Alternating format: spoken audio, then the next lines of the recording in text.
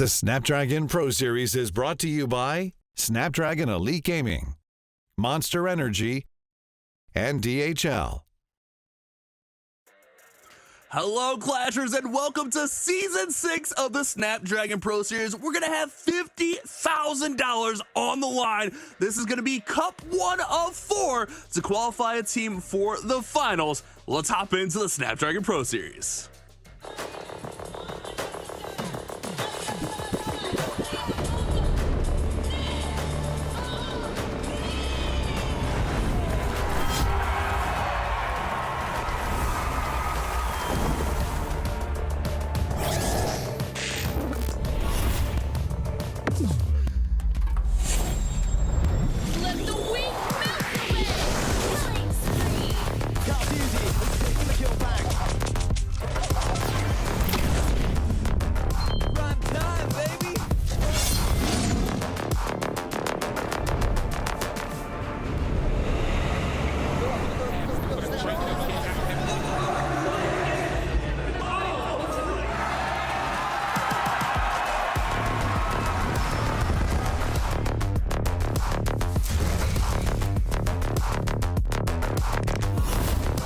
Looks like the players are ready. Here we go!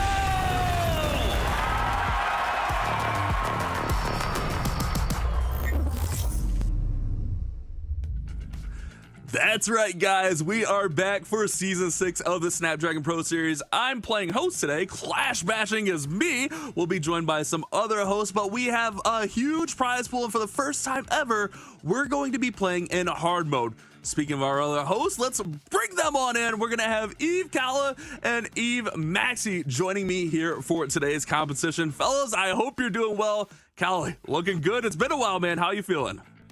Thanks, Bash. I'm doing great. Welcome everyone to today's Snapdragon Mobile Open Cup 1. The final day is here and I cannot wait to start. So I'm really happy to be here alongside those two amazing casters. Maxi, how are you feeling? Hello everyone, thank you Kalle. I'm feeling great and I couldn't be more excited about this first big tournament on hard mode. We will finally see a little more fails and 2 stars, and we have to wait and see how it plays out for those pro player teams. Yeah, we're going to talk about all about that, but before we do, guys, make sure you follow our socials that was just up on the screen. Join our Discord because this is our first of our 4 cups. We're going to have 4 of these in total. Then we're going to have a finals, and it's going to be really, really epic. So join the Discord, follow us on all the socials so you can keep up with all the latest Snapdragon Pro Series info. But let's take a look at our format. I talked about the 4 cups here. Each of those 4 cups is going to give us a winner. Those winners are going to qualify for our open finals on November 16th and 17th. The remaining 4 teams are actually going to come from the leaderboard. So every team is going to earn points playing in these open cups and getting to the finals, and then we'll have a double elimination tournament. But let's take a look at today's bracket, Kelly. Yes, we had many teams competing yesterday on the first day and only 8 teams survived.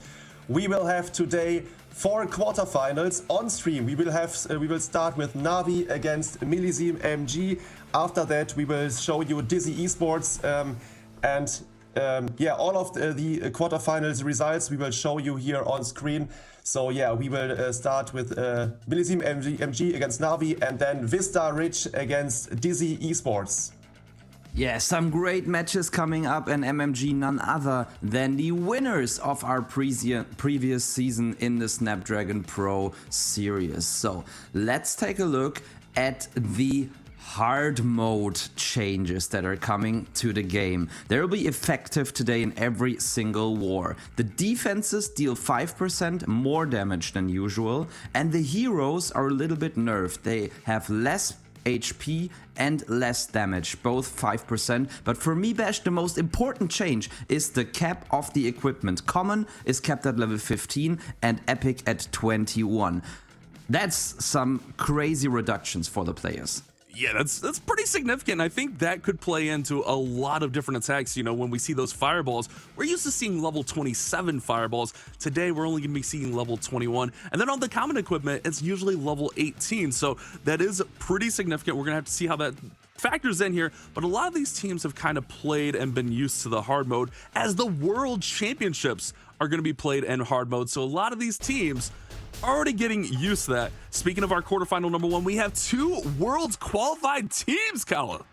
Yeah, that is amazing. We will hop in directly into the action. Millizeme MG, a French esport organization, is facing off against NAVI, one of the greatest team of the Clash of Clans history. But let's have a look first on the lineup of Millizeme MG, Maxi.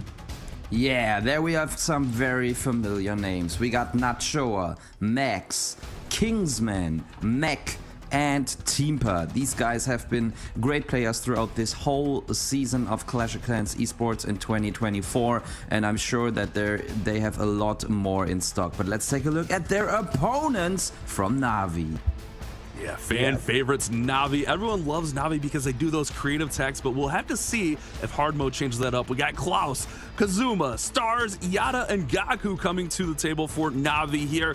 And like I mentioned, these are 2 world's qualified teams, and for me, this almost feels like a world's warm-up tournament here, as we do have the hard mode. This is going to be very interesting. We kind of get a sneak peek at the format for Worlds, but also 2 of our Worlds teams starting us off here in Cup number 1. That's pretty awesome. Yeah, that is insane. So we will dive into the action directly with a banger here. So NAVI is always nice to watch. Everyone loves those creative attacks by them. But Millizeme MG, got support from Germany. So there are 2 players like Teeper in these squad, which are insane. So I cannot wait for it to start. Yeah, you're right there. Mech and Temper, they're not just good players, but also good base builders. And I think that base building is going to play an even bigger role now that the hard mode is active in these pro matches, because you can defend a lot more than you could without the hard mode changes. I mean, the percentage just seem to be very, very slight, but they have a huge impact, as we could see from some tournaments where these players had to play in hard mode already. Yeah, we should still see the occasional perfect war, but we're not going to be seeing those huge races that we're used to seeing. We might see like a 15-14, maybe even the occasional 15-15, but we're going to see a lot more mistakes being made, a lot more of those maybe even 13-14 score wars. So it's going to be a big difference coming in here compared to what we just had last season, where Millizeme MG did win our Season 5 of the Snapdragon Pro Series, as we have gone global now. So we'll have to see if they can kind of defend their crown here in Cup number 1. Yeah, that is for sure. But I had a quick look into the scores of yesterday, and I didn't saw any perfect tie. So I think the hard mode is something to watch out today for. We saw that the attacks are not as quick as, for example, in the last chance qualifier for Worlds. So maybe the teams need to figure out a way how to perform in hard mode too. Yeah, definitely. And we also had some changes in the game recently, especially the Druid. The latest troops that was added to the game got a huge nerf of almost 50% of their damage and HP, I think. And that impacted those attacks a lot, especially the very popular combination of the Super Witches with the Druid it seems to be quite weak, or like at least prone to good base building and good trap setting in the bases. So that used to be a safe 3-star attack strategy, and I think it's not viable anymore. And I think it will just give us a lot more diversity in attack strategies, Bash. What do you think? Yeah, I think we'll see a lot of those like old school attacks that we were used to seeing. Maybe we'll see a little bit more Lalos coming back. I know I was using the Super Witches, and like the Druids get nerfed right before CWL. I'm like, oh no, my whole CWL is shot. Not only did they lose some HPs, but they lost some of their healing. They lost some of their healing time. And then the Bears, they get reduced down to 50%. It's crazy, but I'm being told our first war is up. You guys take this one away. I'll be back soon. Thank you, Bash, and yes, we are in. Max from Millizeme MG is in. Oh, directly there is the skeleton trap here, for his Flame Flinger. That is a pain. I think the Flame Flinger lost some of his HP already.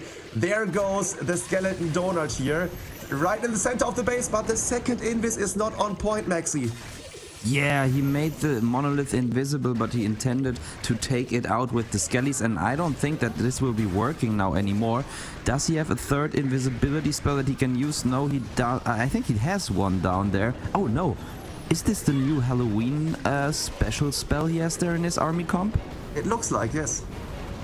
So let's check out the hero dive here, coming in from the left side. Queen, King and the Royal Champion are already deployed here, followed by two Giants who should tank for the single Inferno here.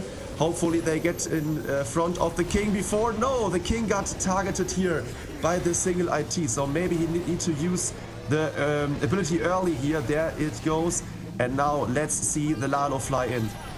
Yeah, and we can see immediately that this is not about time anymore. Of course, he tries to be as quick as possible, but Max was one of the quickest attackers recently with attacks around the 1 minute mark, and we are already almost 1 minute and 30 into this attack. And he's taking a little bit of a risk here, Kale, as he will be ending on the Town Hall, and I don't think it's looking that good for him. He has a rage spell left, but he has no hero abilities whatsoever, and this Town Hall is quite central in this compartment there, and not many buildings around it, and at this point I don't think that he will even be able to 2-star this base.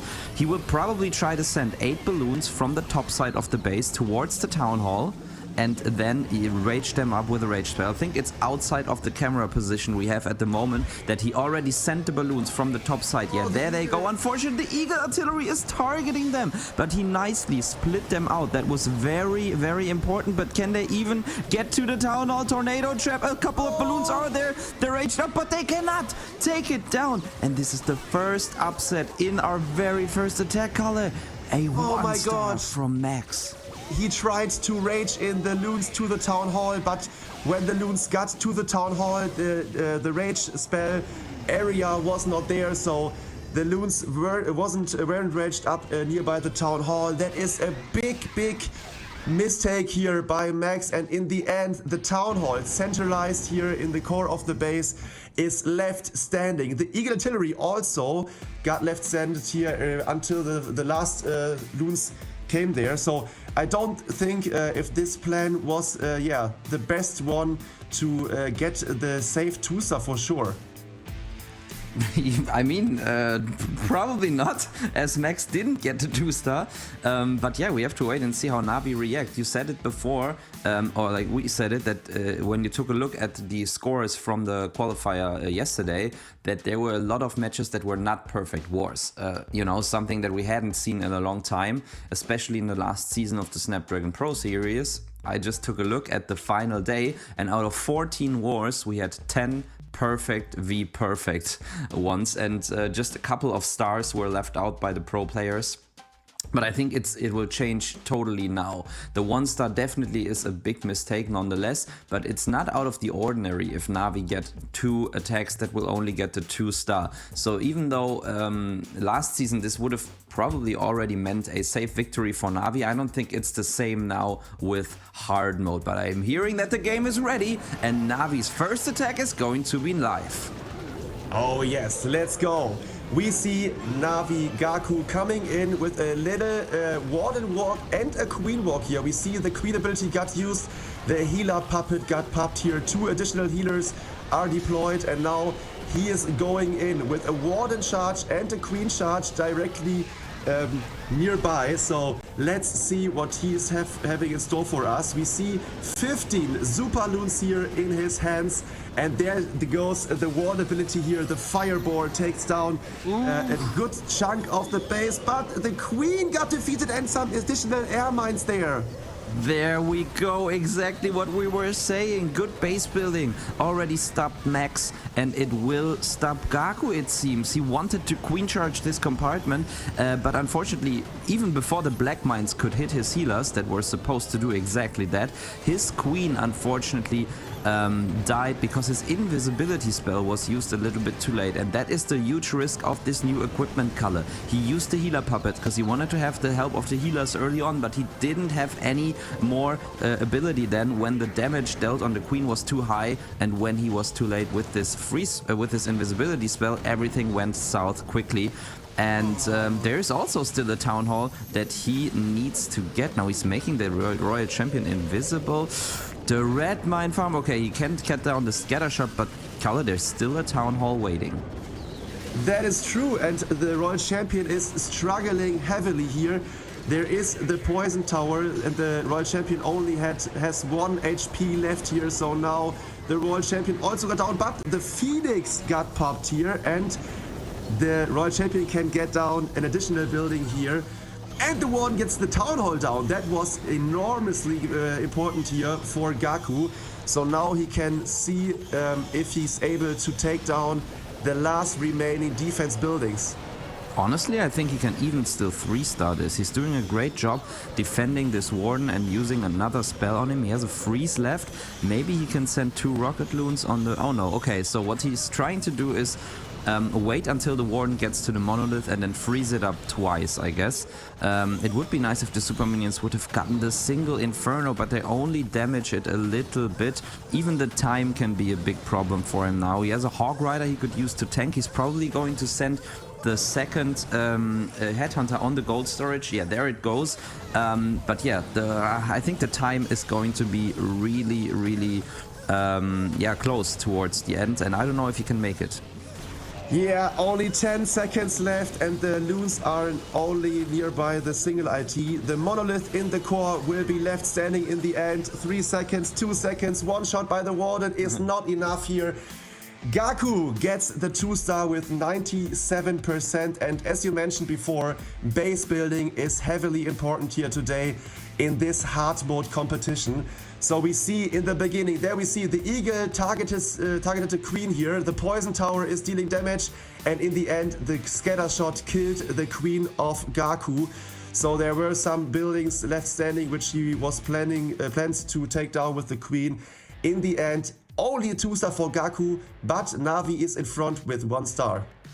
They are, you're right, but just as I said, it's not out of the ordinary if they get 2 times 2 stars, and there is the first 2-star already in their first attack, but I have to say big respect to Gaku. The way that he saved this attack after so many things went wrong was incredible, and we could see that he was not using this for the first time, especially the Warden Walk. It looked so routine, you know, he knew exactly how many spells he needed and at what time he would need to use those, and was able to take down the town hall with the warden. But the second attack is already live from Milliseam's side, and Kingsman is coming in with a little bit of a queen charge to start us off as well. He brought healers himself, so he has not popped this queen ability early on, and Kalle, he's bringing the super witches.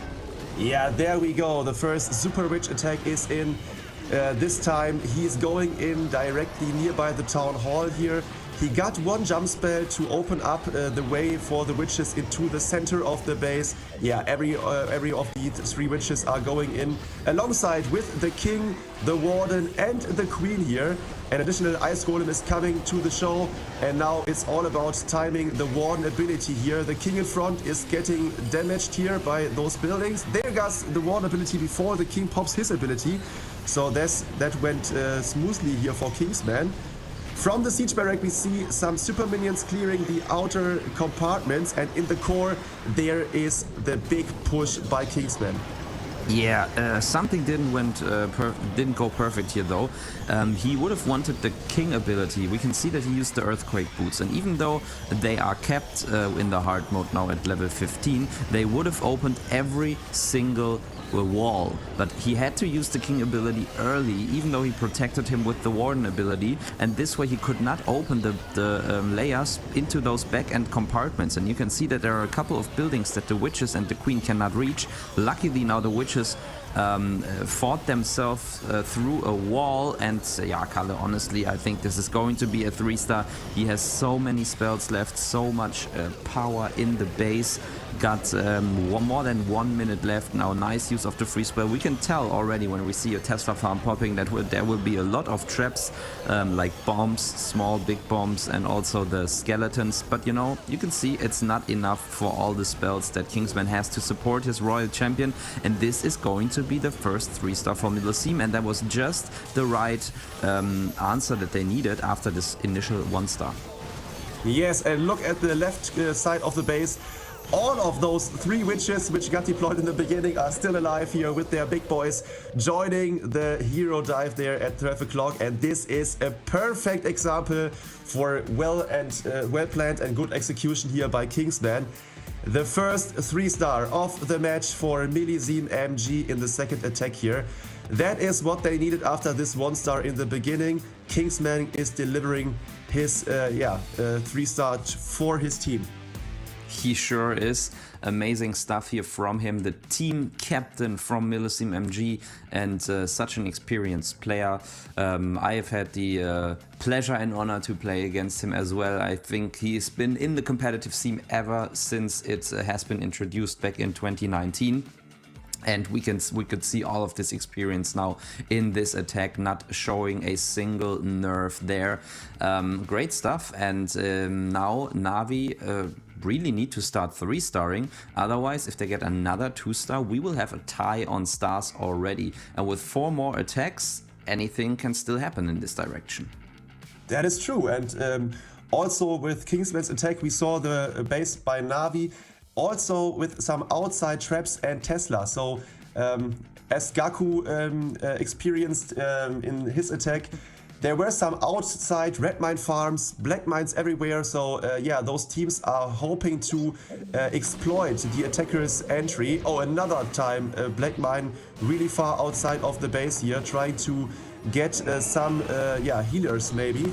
So Yatta is in for NAVI, and we see a second time those super witches here. This time starting off things with the Warden walk here at 6 o'clock, and the Flame Flinger is trying to get the path at 3 o'clock. So let's see whether Yatta is going in from 5 or from 8. I think he's going in from 5 o'clock to get a nice path into the center of the base, funneling with his Warden in the beginning.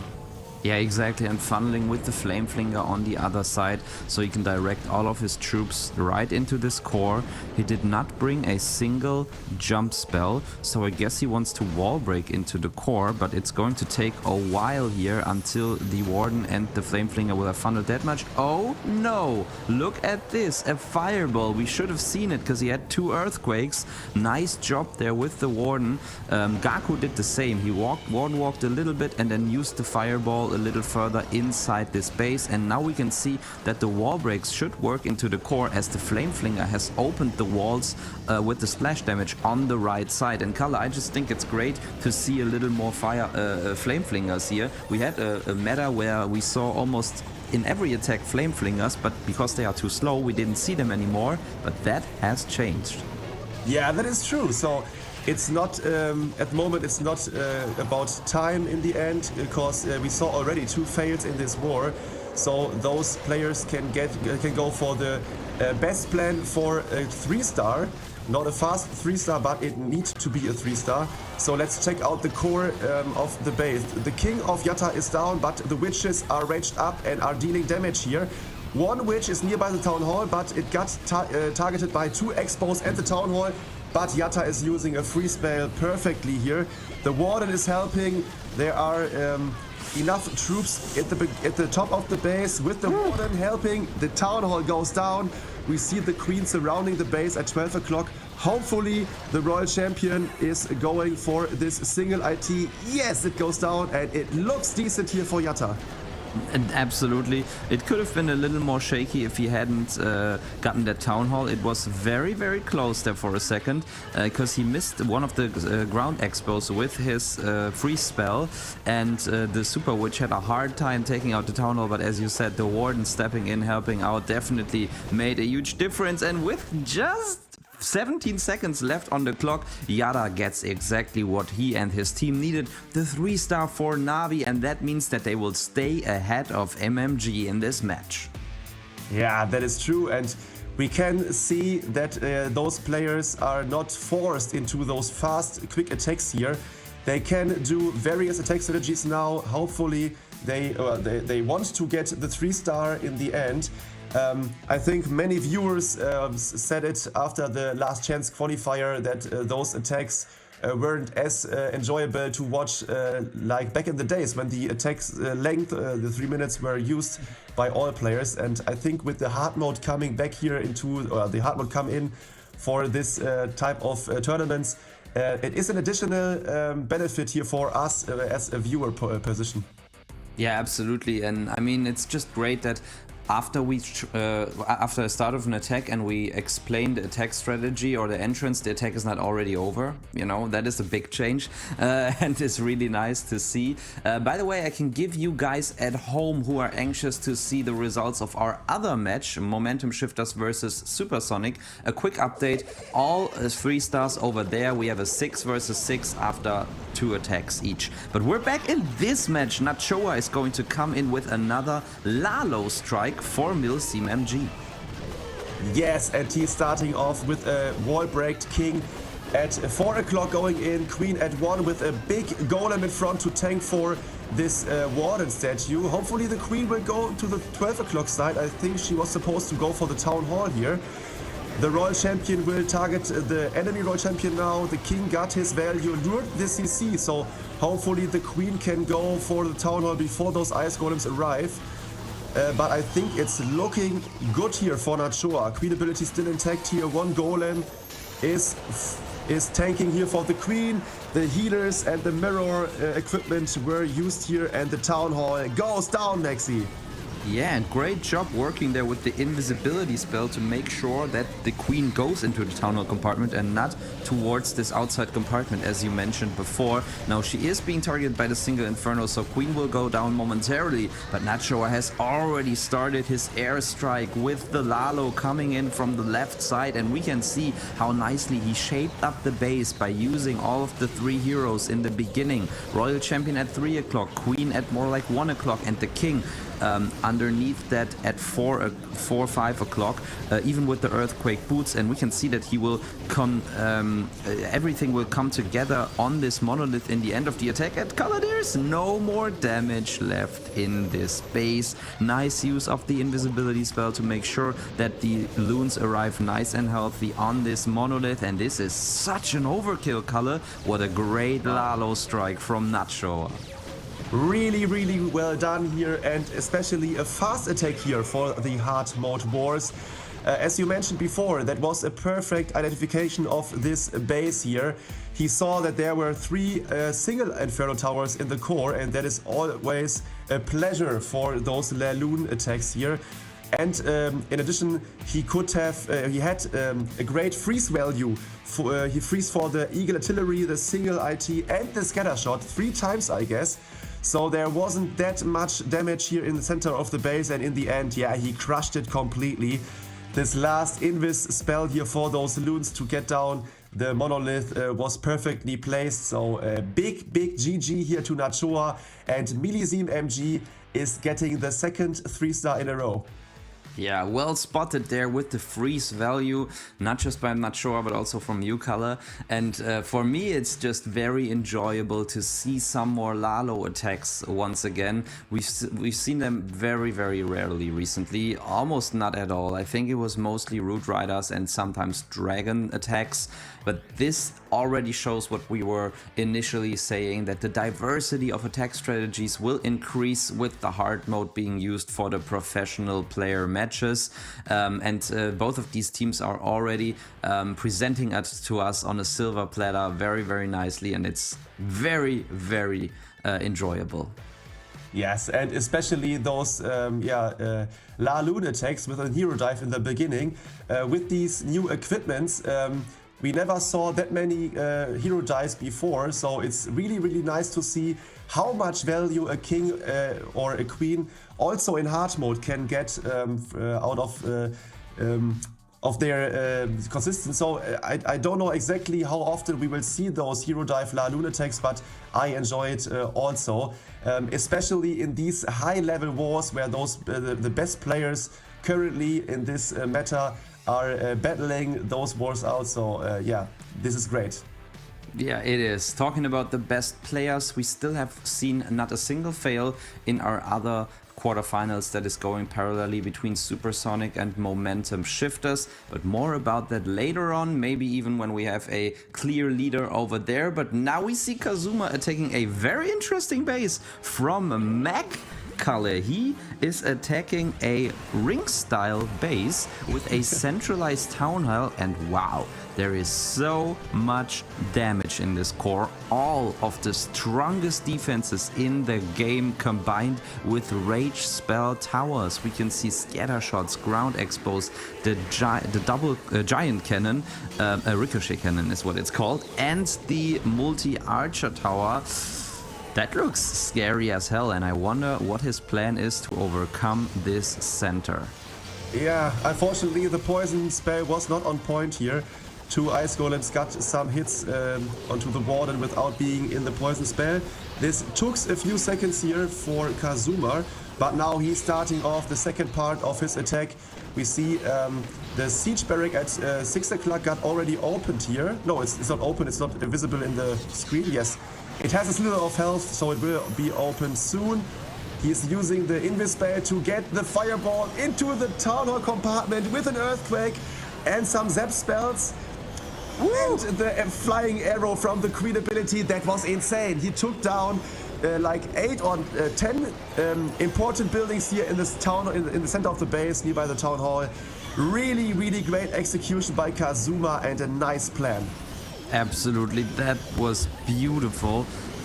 It was something that I thought in the beginning, but as I said, I was playing the Super Witches with the Fireball in Legend League, and whenever I saw a base like this, I did not try to get the core because it was so cost intense. But here with the nice Warden Walk at the start and then the invisibility spell, Kazuma showed how it is supposed to go, how it gets done. Great value there, especially I love to see the combination of the giant arrow from the queen and the fireball with the earthquakes, and this is even a pretty fast attack, and it's such an overkill. So many heroes still alive, still in the base, nice and healthy, and it is almost as quick as Nacho was strike before. 2 minutes and 2 seconds for Kazuma, and now we see what both of these teams are made of when they're sending in 3-star after 3-star. Yeah, incredible. And I think those players are one of the best of the world, but they make it look so easy here. I think, you at home can also check out the hard mode, so you can challenge you in a friendly challenge in-game. Try the hard mode, and it's really tough. Especially those heroes, they got 5% less damage, for example, and 5% less HP. But of course, you are using those heroes often, like all the 3 minutes in this attack. 5% less damage is really, really important here. So yeah, maybe you guys at home can try it out by yourself and experience the hard mode. Yeah, you definitely should. I did it myself and I was surprised how much of an impact just 5% did. I mean, all of the defenses have 5% more damage as well. And I don't even know how many defenses we have. Probably like 60 defenses 60, in a yeah. base. And all of them do 5% more damage. That is incredible. And yeah, it just makes it so much harder, even though the percentage increase seems to be quite low. But yeah, we can see that the pro players have already adjusted. It didn't seem like it in the first 2 attacks, but I think that it probably came down to some individual mistakes, Max making this monolith invisible and Gaku losing his queen early on, but now the players are back to normal and we have to wait for the next fail from them. If no one fails anymore, it's going to be NAVI going to the next round. And Kalle, it's important to mention that we are playing a single elimination bracket here, so whoever loses is immediately out of the tournament. That is true, but Mac is going in with the classic Root Rider attack here. He's using his king to get down the Town Hall maybe. He's placing a jump spell there. So maybe he's hoping that his king will get down some additional buildings nearby the Town Hall, not the Town Hall maybe, because those ice golems are slowing down the king extremely here. The push with the Root Riders are going in. The ward ability got used here. In addition, they got in some headhunters here to take down the enemy queen and the enemy royal champion. Maybe not, but the enemy king is down already. So now the push goes through the core here of the base. He's using his spells already. There is the overgrowth used for the town hall compartment, and it looks like he's in a good spot here. Yeah, and we can see the beauty of those Root Riders. Those walls are facing the wrath of Mother Nature as they pierce through every single wall and open them up for the Valkyries to deal their damage. And there's not much left of this base, Kalle. Of course, there's the Town Hall, and Mac really needs to get this down, but with the Royal Champion ability still intact, we can see that this is just a question of time. Now he rages her up, and I wonder if he can get the 3-star. It doesn't seem on the safe side right now. That is true. The last Super Bavarian got placed here to take down the enemy king a bit quicker, cause the multi-inferno is dealing damage here to the super minions, and I don't think that Mac's queen here will survive this multi-archer tower here in the end. Not even the multi-inferno with those 2 builder huts in the back. So I think this is a 2-star only here for Millizeme MG. 93% here. There's one beer knocking a wall. All the walls are got opened here by the Root Riders, but yeah, this beer wants to fight another one here. But unfortunately, it's not enough. Only 2 stars here. Millizeme MG, after 4 attacks, got 9 stars in total. NAVI is in front with 2 triples out of 3 attacks so far. Yeah, very unfortunate for Millizeme. At least they got a percentage in the 90s. Great to see this bear here. Honestly, it's quite the cool addition to the game because it's something that we have never really seen before. I think the graphics of it are really cool. However, this bear is not going to make much of a difference after we already saw some bacon from the Royal Champions' Hawk Riders in this town hall. Unfortunately, Mac found the tornado trap in the town hall, so all of his Hawk Riders as well as the Royal Champion were kept in the Town Hall poison and couldn't have much more of an impact after securing that 2-star. And now the air gets thinner and thinner for Millizeme MG, as now they have to hope for not 1 but 2 2-stars from NAVI, who after their initial fail from Gaku have really shown their strength in their attacks after that, with Yatta and Kazuma coming in with the 3-stars, and you know, they were 3-stars that were 100% safe. You know, there was no question about these plans 3-starring the bases, and it seems like NAVI have really practiced their approaches to bases in hard mode. Yeah, that is true, and Millizeme MG needs to hope for a defense, but the next 2 attackers by NAVI are Claws and Stars is the next one who is going in with a nice looking army here. Another time the Super Witches starting things off with the Warden Walk here, supported by the Owl and the Rage Tome. So let's see here how he's going in this base, Maxi. Yeah, the Super Witch bringing us some Halloween vibes pretty much all year long, in addition to those event troops and spells that we have or will shortly have in the game. But ooh, what a nice use of the Warden Walk and the Warden Fireball in the center of the base from Stars. And he was already able to take out the Clan Castle color, and that is something that I have learned to be very important in those Super Witch attacks, because you don't have any ice golems or so that can slow your attack down. You don't have to worry about the incoming damage while the troops are frozen from the ice golems. And I like how Stars keeps his Warden alive for a little bit longer and lets him Warden Walk the Ricochet Cannon as well, getting some additional value. But now he's spreading in those Super Witches right inside this Town Hall compartment. Yes, and they will go through the Town Hall, through the Poison Tower, but they have the help of those healers here. The King is joining the force for the center of the base. The Queen got deployed at 6 o'clock, so she's supposed to go around the walls here to the upper side. Now the Town Hall got activated. The King is helping those Super Witches to speed things up here. And in the end, he got one jump spell to connect the complete base through the core here. There we go. King ability will be popped soon, because the King's health is going down here. We see the spike ball here got used, and the Royal Champion comes in from 2 o'clock.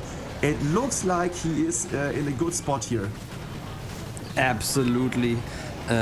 So many troops still alive, and he's got the Queen looking nice and healthy with those Super Witches in the core. And with almost a minute left, this is a safe 3-star from Stars. He doesn't even need the Queen or the Super Witches to go outside of the base. The Royal Champion with her Hog Riders clears the remaining buildings on the top side, and this is another great showing of Navi's strength here, leaving Tempa's base without a chance. And we can see that even though their teams are not using the Druids anymore, the Super Witches are still a troop that they really like to use. Yeah, the Super Witches are really viable here, and especially back in the days, often Super Witches were slow attacks in the end. But he got like 1 minute or 55 seconds left here in the end, so great stuff. And he shows that you can use those Super Witches not only with a Queen charge or a Queen walk in the front, but also with the Warden walk and a nice fireball into the center of the base. So great base identification by Stars as usual. And now Navi is 2 stars in front here. Millizeme MG has 1 attack left. They need to 3-star to have a little chance left and to hope for a 1-star by Navi. But the last attacker of Navi will be Klaus. So let's see. Yeah, Klaus, not really known for his 1-stars, rather for his very creative 3-star attacks. And maybe, Navi feel like they're in a position now where he can unpack some of this creativity that we loved to see from him. And without further ado, we will see Klaus now with his attack, and it is actually a Queen Charge Lalo, a fan favorite attack strategy and my personal favorite as well. So Kalle, let's see where he will send his Queen inside of the base. Yes, I think he's starting things off here with the World Champion. No, with the Queen, sorry, I saw the animation here of his skin, so he's maybe a squid lover. So he goes in with the Queen supported by a skeleton spell here for the Town Hall. Now he needs to deploy those healers. Yes, there we go. The Queen gets targeted by the Monolith. Hopefully she can go for the Monolith soon. Yeah, with the frozen arrow she can slow down the Monolith and can take it out. The King is at 6 o'clock doing his job here to take down the multi-archer tower. It looks like his opener is going after he planted. Yeah, absolutely. Frozen Arrow and Frosty working well together against the Monolith, and Klaus knew exactly how this would go. That's why he didn't invest a freeze or an invisibility spell on his Queen and decided just to go with the rage spell. Same situation now. He knows that the Queen will shoot the ricochet cannon in a second and freeze it down, and that's exactly what happens. And his Queen seems to be nice and healthy. That's why he's already starting the Lalo from the right side. Unfortunately, Unfortunately, the Queen is now in the single Inferno. Let's see if he sees it. He does. Pops the Queen ability early and still even has an invisibility spell at hand. But I don't think he will even need it. It's all about this Lalo now taking out the remainder of this base at the top side. I think talking about so much about Klaus, I have confused you. So this is the attack by Millisym. It's cheaper, the German goat going in here. The Laloon, as you mentioned before, got started here from the 4 o'clock side directly into the Eagle compartment. The enemy CC is dealing some problems here to the Royal Champion. And the Queen is got taken out here, but the Laloon is looking good here, Maxi. Yeah, I think you can tell that I'm not in Europe right now, but in the United States. It's the middle of the night, and it seems that I was still a little bit sleepy here when I was looking at the attacker. You're absolutely right. It was Teamper. So, we definitely have to give him credits here. Credit where credit is due, I think you say. Temper with the very nice Queen charge, Lalo. And, honestly, I think it's so many spells left. I think it's rather a compliment in the Clash of Clans scene if you're attacking and you get mistaken with Klaus. So I think that he will be alright. Yeah, what an insane attack here. Crazy, crazy stuff. Teamper with a perfect executed Queen Charge Laloon here. Great, great stuff to see. So Millisym MG, although they fall short here in the beginning, they show that they have some superb attackers in their rows. The 1-star in the beginning was a pity, but now they show us how they can perform if they are not having like any issues with 1-stars before. But now we need to wait for Klaus to attack. Hopefully he is ready to go in a second and can show us his skills today here. Yeah, as we have already announced him enough before the last attack, it gives us some time to take a look at the score in our other match, Momentum Shifters versus Supersonic. And over there we have had, unfortunately, a 99% 2-star from Momentum Shifters, their first fail, and Supersonic are up 1-star. And if they're able to 3-star their last attack as well, they can secure the victory over Momentum Shifters. So we'll tell you shortly after this match how this will go. But now all eyes on Klaus, as he's going to be the finishing attacker, hopefully for his team, giving the finishing blow to Millisym MG with a Dragon Rider attack. That's interesting. Maybe a Skeleton Donut is prepared here. We see 3 skeleton spells, 1 bat spell and 4 invis spells here in his troop bar. He is luring some Teslas here at 7 o'clock that were supposed by him, I guess. So now he can take down those skeleton spells, hopefully in time. Yes, with 1 baby dragon and an archer, he's able to take them out before the skeletons can take damage onto the flame flinger here. So now let's check out the skeleton donut here in the center of the base. 1 scatter shot and the clan castle is getting targeted here. He still got 1 skeleton in his pocket and 1 bat spell, so maybe he's using it for the hero dive later, Maxi.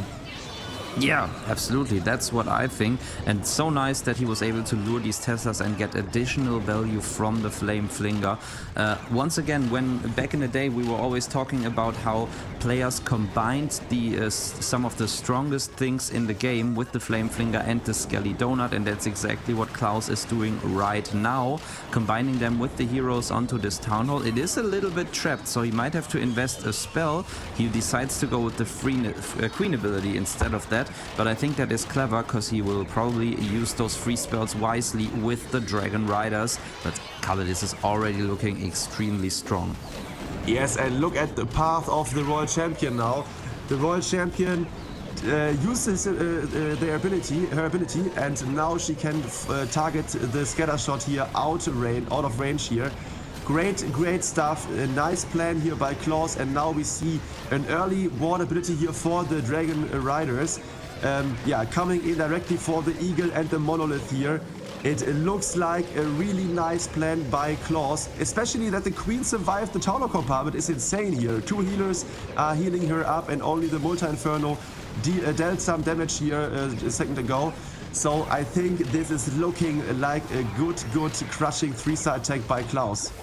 Yeah, the enemy royal champion was doing a little bit of giving him a little bit of a problem there, but he reacts nicely with the headhunter and freezing up the ground expo to make sure the headhunter can take out the enemy royal champion.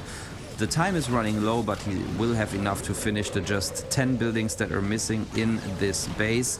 And it was nice to see the Seeking Shield equipment on the Royal Champion once again, after we hadn't seen that in a while. In combination with the Rocket Spare, it did a great job for Klaus, as he did for his team with this 3-star strike. And Gaku remains the only fail in this match for Navi, and this means that they will get the victory here.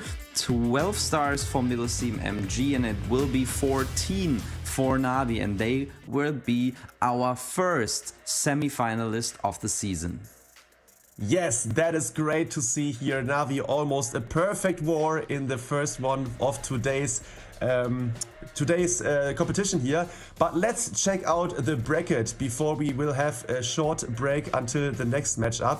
We see that Supersonic won their match off stream here against Mo Shifters. It was a 15-14 war, but Mo Shifters got 14 stars with one fail, 99%, and I think it was a time fail, so it was almost the perfect tie here.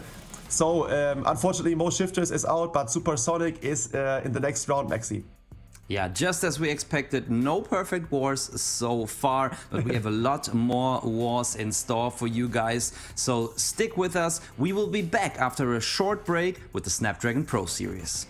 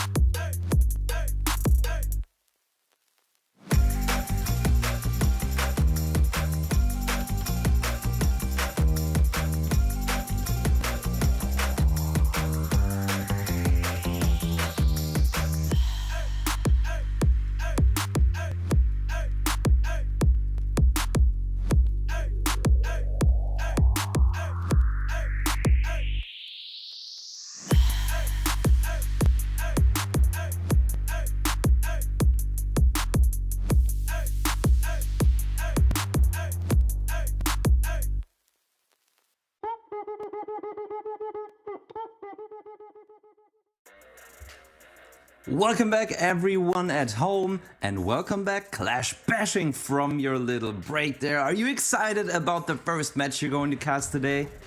Oh yeah, you know, I've been waiting for this moment all day, honestly, since the last season ended, I've been waiting for this. We got Dizzy Esports going up against Vista Ridge here in our second match.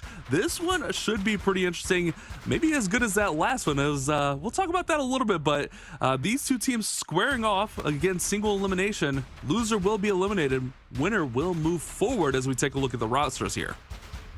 Yeah, great roster there with 7 people here over at Vista Ridge's side. We have Soham, Jill, Grisha, Joker, Eric, Sora, and Manik. So excited to see which 5 of those will play, but I think the answer to the question is a little bit clearer over on Dizzy Esports' side.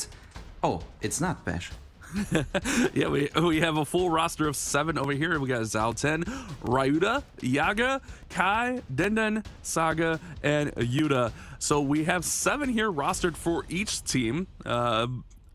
We see a lot of familiar faces, a lot of familiar names that we've seen all throughout this Clash Clans esports season. So this is definitely shaping up to be a really good matchup. We'll have to see which 5 do end up getting put into the war for each of these squads. But that last war, Maxi, we talked about it a little bit. Maybe like Super Witches not being so safe, and Super Witches kind of were prevalent there in the last war. They were.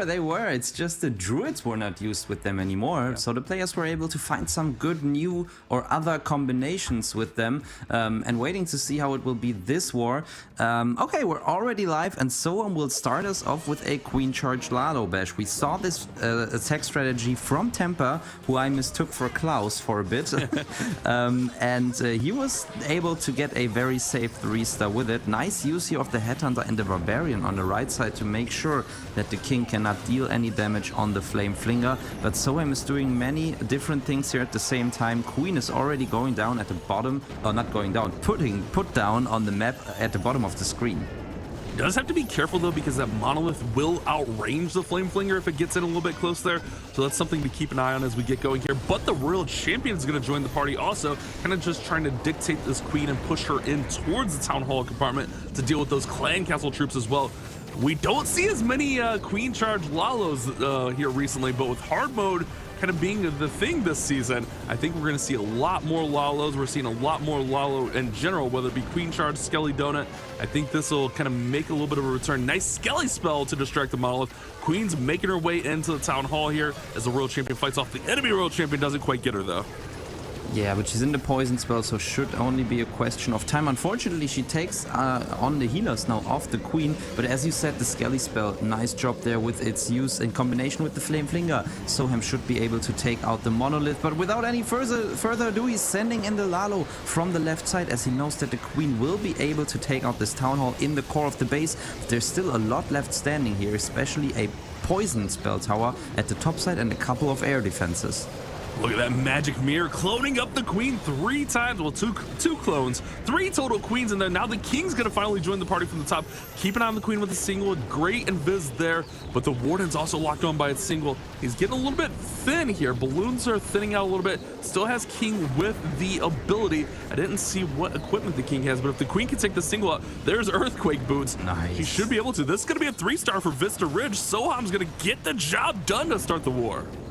Nice job, and it's just a little bit over 2 minutes by Soham. And yeah, the Earthquake in combination with the Spiky Ball is such a strong equipment combination for the King. And we can see back here in the replay, in the highlights, that he used the Royal Champion to funnel for the Queen a little bit in the bottom side. And I just think that it was a really well thought out plan, and that is even more impressive, Bash, given that it's the first attack of the war. So Soham did only have like 7 minutes to come up with this plan, with the Flame Flinger on the one side, the Queen and the Royal Champion on the other side, all those wall breaks in the core, and that is just so impressive, and that's what we really love to see. And we can see that the pro players are still able to figure out those plans rather than sending in Root Riders every single time they attack. Yeah, just because we're not going fast doesn't mean we're still not multitasking here. I mean, that was one thing we always talked about. You got to get the Roots in here, you got to get the King in here, the Queen over there, the Barracks up there. You still have to multitask quite a bit even when you are going a little bit slower here in hard mode, you just got to be a little bit more diligent with your movements and make sure you're a little bit more precise, because you're not as forgiven when you make that little bit of a mistake. So that's the big thing to keep our eyes on. It's very important. I think Soham did a great job there using that Royal Champion to get that queen to go inside, using those wall breakers at the right timing. Those little details that are going to make the differences in these hard mode wars. Oh yeah, absolutely. And it was a great showing from Soham. Unlike the first war that we were casting, the first attack is not the first fail, and the one team has to you know, try to catch up throughout the whole war. It is rather the safe, rather been the safe 3-star, and yeah, now Ueta is seeking to do the exact same himself. But we see a classic Root Rider attack, which was not so successful for Mac in the previous war for MMG's side. And I'm starting to see like this style base a lot more personally, where we kind of have more of an anti-3 approach after the nerfs to the Druids. You're starting to see a little bit of changes to the base meta as well. So that's something we'll have to keep our eye on throughout this season, especially with hard mode, making things even harder. Warden does pop his ability there with the Healing Tome. King pops his ability with a spiky ball. Still got a long way to go to that Town Hall, but the Overgrowth will go ahead and alleviate some of the damage coming off that Town Hall compartment. Yeah, and I love the multitasking there. The quick combination of the Rage and the Freeze spell was OP.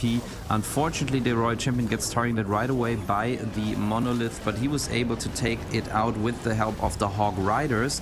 And now it's basically just the Town Hall at the backside, and he's already raging up these Valkyries, so they take out the Town Hall. And Bash, this is not just looking like a 3-star, it's looking like the fastest 3-star that we have seen all day. Yeah, in hard mode, that is tricky, but that was a brilliant play there to rage up those Valkyries and use a freeze. You had to commit a little bit of spells to it, but it was well worth it. Getting the Town Hall down so you don't have to worry about the Queen and all these Root Riders circling back. A really well thought out plan there from Yuta, and it's going to be another 3-star. We're all squared away, 3 stars apiece for both of these squads. Yes, and 1 minute 27 is a very admirable time here for Ueta. It's actually a time that we would have, you know, considered normal in the regular meta without the hard mode. So we can only wonder how fast it would have been without the hard mode changes. So yeah, great stuff, and it shows that the Root Riders, and especially in combination with the Valkyries, are still a viable attack strategy in this meta. Yeah, I mean, by the end of last season, the way things were going, we would have said that was a slow attack. So I'm happy to see that attack was still very fast, but it's also more rewarding now that you're getting that fast attack in. And we'll definitely still see fast attacks. We're still going to see fast triples. That's going to be a thing. It's just going to be not every single attack is going to be a race against time. And like you talked about in the last war, we had that fail right off the bat. We had a couple 2-stars in there. All it takes really is one mistake, and it can really set your team back. I was taking a look at Vista Ridge's stats from yesterday to get here, and they put up a couple of 14s and a 15. So they've been playing really, really well, and it's going to be on Dizzy to kind of keep up with them. First team to make a mistake here could lose this war. Oh yeah, absolutely. I think it's all about that these days, and with the hard mode. Yeah, however, I think that in the war before, the teams didn't have to take a look at time at all, because we had fails early on, and it was pretty clear that the war would be decided by stars. But now in this war, we have not seen a fail so far, and you know, if the teams keep on 3-starring, at some point they have to think about time as well, because if it's the perfect which is not outside the, you know, the scope of the expectable, they might have to go for a little bit of a more riskier plan in order to yeah, lower their average time, and it's going to be interesting to see how that unfolds in this war. Well, like Cal alluded to in our opener, there was no perfect v perfects yesterday. None so far throughout our first Open Cup. We've had a couple close calls. I believe the off-stream war was a 15-14 with like just a 99% if I saw that right. So we've had some close calls, but still we haven't had that 15-15 here in the Cup 1. So this could be the first one. We don't know, but it looks like Eric is going to be up next for Vista Ridge. And let's see if Eric can keep the 3-star streak alive, and it's going to be more Root Riders coming in. Remember, Druids took a massive nerf. Valkyries took a little nerf. Even the Overgrowth got a little bit of a nerf, but we still see these teams going with the Root Rider attack. Yeah, crazy to see, but I mean, Ueta just showed how strong they can still be. And Eric is right now using the King in combination with the Queen, and he has used the Earthquake Boots early on to open these walls, and now rages the Queen up to get some additional damage. And I've seen these very dense bases pretty much recently in Legend League as well, and I think they were built especially against Super Witches and Root Riders, because they are prone to damage when they are clumped up. And we can see on the bottom side the Rage Up, triple multi-inferno and the ground expo, but Eric is taking great care of it with the Royal Champion in a rage and a free spell, and she is taking out the whole compartment down there, and Eric just has to wonder about the Town Hall takedown in the end, but he still has a nice and healthy Queen with her ability still intact. Yeah, Queen should be able to handle that. Still has a free spell as well. She'll step up and pop her ability. Actually, she's fine, so she doesn't even really need to pop her ability yet. But keep an eye on the back of this attack. Things are fading out a little bit, and those Valkyries are going to be stuck on the wall taking damage. Queen does pop her ability and go to Magic Mirror, but all those Valkyries are down, and now that Scatter Shot's going to turn around and fire as well. The Queen's going to go down, and this is going to be a fail. That core did exactly what it was supposed to. It held everything up just long enough so that damage could get through there and take out all of the troops. Now he's going to try to climb this one up as close to 90% as possible, but that one just faded out very, very fast for Eric, and it's going to be our first fail of the war. Yeah, you're right there. The core definitely did its work. I think he should probably have frozen the enemy Queen and the Scatter Shot for his Royal Champion when she was on the way over there, rather than keeping the free spell for the Queen later on, who unfortunately stepped in the Town Hall poison. But seeing this replay, we can tell that the Root Riders didn't have much value, and probably because pretty much all of his Valkyries went around the outside of the base. And we know that the Root Riders themselves, they don't deal a lot of damage. Their main job is to do some tanking and to open the walls. And if there are no damage dealing troops behind them, once the walls are open, they have very limited value, and the investment is not really justified. And I think that is probably why this attack fell short for Eric. He lost a lot of that power in the core, but also, like, by the time the Valkyries made it around to that back end, the Queen drew their attention. They got stuck on the wall, and the Scatter Shot just took them out. So kind of got a little bit disjointed there on the attack, but it's not the end of the world. 88 2-star is still pretty respectable.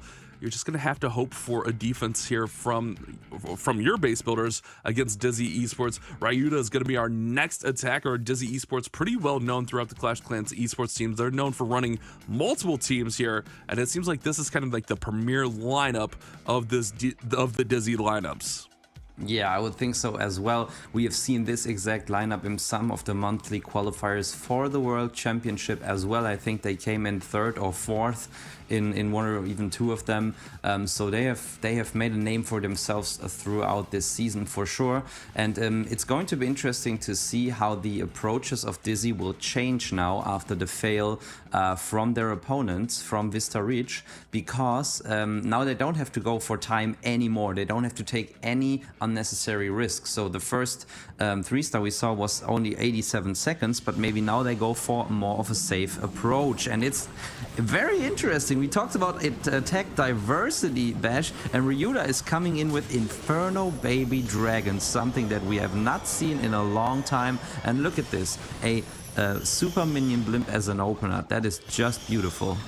This reminds me of Nick coming in with the Super Minion Blimp into Inferno Dragons a few seasons ago, but chucking out across the base. Yeah, the Town Hall's not going to go down here from those Super Minions. That's going to be a little bit of a problem. This could be a big problem, actually, because the Town Hall is now being healed up. The Warden will have ability to protect the Inferno Dragons, but they're going to have to go out of their way. They're going to take some unnecessary damage. This could be a little bit of an issue here, Maxi. Yeah, absolutely. Yeah, sorry for interrupting you there, but it just got me so excited how the super minions were not able to shoot at the town hall anymore. The king distracting them for the most of the time, and then Ryuda just ran out of invisibility spells. But just as you said before, the Inferno Baby Dragons were able to take out this town hall, but a lot of them took some unnecessary damage, and I don't know if enough of them have survived the core of the base. Yeah, one thing to note is the Eternal Tome, remember, got nerfed when the equipments all got a little bit of a balance change. So that Eternal Tome didn't last quite as long there. So when the Giga Bomb exploded from the Town Hall, they did take some significant damage in there along with that poison. And them having to go to that Town Hall really looks like it's going to cost this attack. Still does have King and Queen, along with Royal Champion, I think, yet to be deployed. A giant, and they're not too much spell support. If Royal Champion can sneak in here and get this single, maybe provide a little bit of support, this still has a chance. It's gonna be a long shot, but it still has a chance. Yeah, definitely. I think it's a pretty solid chance there with the Royal Champion, and especially the two hero abilities. We get the Royal Champion probably with the Hawk Riders, and the King probably with the Spiky Ball, and there are not too many defenses left in this space. And with this Inferno Dragon now even helping out with the Queen kill, I think that Ryuda should be good here. Yeah. Actually, not even close to a long shot. This one's going to get an overwhelming 3-star. It just looked a lot closer because that Royal Champion wasn't quite deployed yet. But once she joined the party, this one all shaped up really nicely. And that's what we see with a lot of dragon attacks, whether it be Inferno Dragons, regular dragons, Electro Dragons. Those heroes on the back end of the base can really command and finish off this attack. Great execution here from Ryuda, great recovery on the miss blimp, and Dizzy Esports pulls into the lead. Yeah, absolutely. And I also think the base identification was great, because even though his super minion blimp failed to take out the town hall, and I think he must have lost 3 or 4 Inferno Baby Dragons there, he still had the power to pierce through the base, especially with the heroes in the back end, something that we saw a lot of times in recent years with dragon attacks, where you just send the heroes on the outside, and dragons, or any type of dragons, some Electro Dragons for example, or Inferno Dragons as we just saw from Ryuda, through the center of the base, and then the heroes being able to survive and take out the rest. And even with the hero nerf, 5% less damage, 5% less HP, Ryuda's King, Queen and Royal Champion were able to work together nicely to finish off this base. I think that was really important to set the tone in this match. Now 2 3-stars for Dizzy Esports. They have not shown any weakness, and it's going to be quite tough for Vista Ridge now. They have to keep on 3-starring to put more pressure onto Dizzy Esports. You know, I talked about the Warden's Eternal Tome nerf, but I also forgot that we're playing in hard mode, so that Eternal Tome is capped at level 15, so it's even nerfed more. Not directly nerfed, but it's lesser level, so that's something to keep in mind there. Earthquake Boots, Spiky Ball here on the King for Joker, coming in with Super Witches.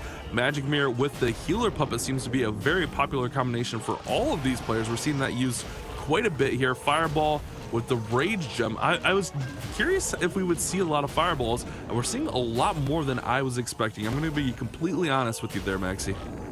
Oh yeah, absolutely. But I think same for me. But I think that we usually have the Fireball in our head as, you know, some like a part of a fast attack. And these players, they don't use it as a fast attack. They rather combine it with the Warden Walk, and it can take like 30, even 60 seconds, as we can see from Joker here. But it will still get immaculate value. Unfortunately, the Queen now targets his Warden. He's able to react with a free spell nice and early, as also a Headhunter in the mix. I think he wanted to take out the Queen with the Fireball, but she didn't step in the right direction before that. Yeah, that's one of those timing things that can be a little bit tricky, but did a great job of managing that, but did have to burn that free spell. Keep it on the King. King took quite a bit of damage there from the Monolith. He's able to kind of get out of dodge with the freeze onto the Monolith, and now a Skeleton spell, but those Ice Golems are going to stall everything up in the middle, and it looks like he's going to try to send everything. Oh wait, they're circling back. I thought he was trying to send everything around, but now they're going to cut into the middle of this base. But he doesn't have direct access to the Town Hall. The P.E.K.K.A. and King are going to have to beat through the wall along with those big boys and open up the Town Hall compartment, which I don't think they're going to do it. They're going to go to the Earthquake Boots. I forgot about Earthquake Boots. Yeah, unfortunately the Town Hall was not quite taken down, but some Super Witches are going to take care of it, and even the Tornado Trap cannot stop them. He's raging up the healers, I guess, in the center of the base. I don't know if that was the right decision, because he doesn't have a spell now anymore, but he's got so much juice left. Royal Champion still alive. Queen with her ability, he can even keep it intact a little bit throughout this Ricochet Cannon, and I think that the heroes should be able to finish off the base, but it's becoming rather sketchy, Bash. Yeah, just a little bit. That Ricochet Cannon over there along with the King dealing out massive amounts of damage. He does not have any hero abilities left, and that Queen is fading. Queen is down. He does have, he has one super minion. He has the Phoenix. That Royal Champion is going to get taken out here by the Ricochet Cannon, and it's actually going to be a fail here for Joker, and it's going to be the second fail of the war for Vista Ridge. That is not a good sign, not a good omen for them. Remember, this is single elimination as well. We talked about the players having to adjust to the hard mode. Vista Ridge had a nice run coming in, but the bases here from Dizzy Esports looking to be a little bit too strong. It's going to be another 80% fail here, 87% 2-star for Joker. They're going to need a big defense really here. Oh yeah, absolutely. I mean, it seems like the some players are still used to it, being viable to go for the Town Hall takeout in the end of the attack. And I just think that, for example, in this one, the Town Hall poison and the Town Hall damage combined were just too much for the troops. The Super Witches, even though they are very tanky, and the big boys that they summon or produce as well, but when they are in the Town Hall poison, there's like a Ricochet Cannon and a Multi-Inferno behind that. There's no way to keep them alive, and then all of that troop space will be lost, and then you really need to have some powerful heroes for the back end. And with the Magic Mirror, I just think it's prone to a lot of damage, because even though they have 3 queens, a Multi-Inferno, a king that is protecting it, can just take those queens down so fast. Yeah, I don't know, but okay, enough about that. We have the next attack coming in, and Jiao Tian coming in with a nice fireball to start us off. Queen with the frozen arrow and the magic mirror, and we have to wait and see if this time the Super Witches can survive the Town Hall poison. Interestingly, Bash, we have 6 druids in the mix. Yeah, druids are still going to be able to heal for a little bit. Remember, they heal for like 5 less seconds now, and then when they do switch that bear form, it's a significant nerf to the bears. The bears got nerfed 50% all around.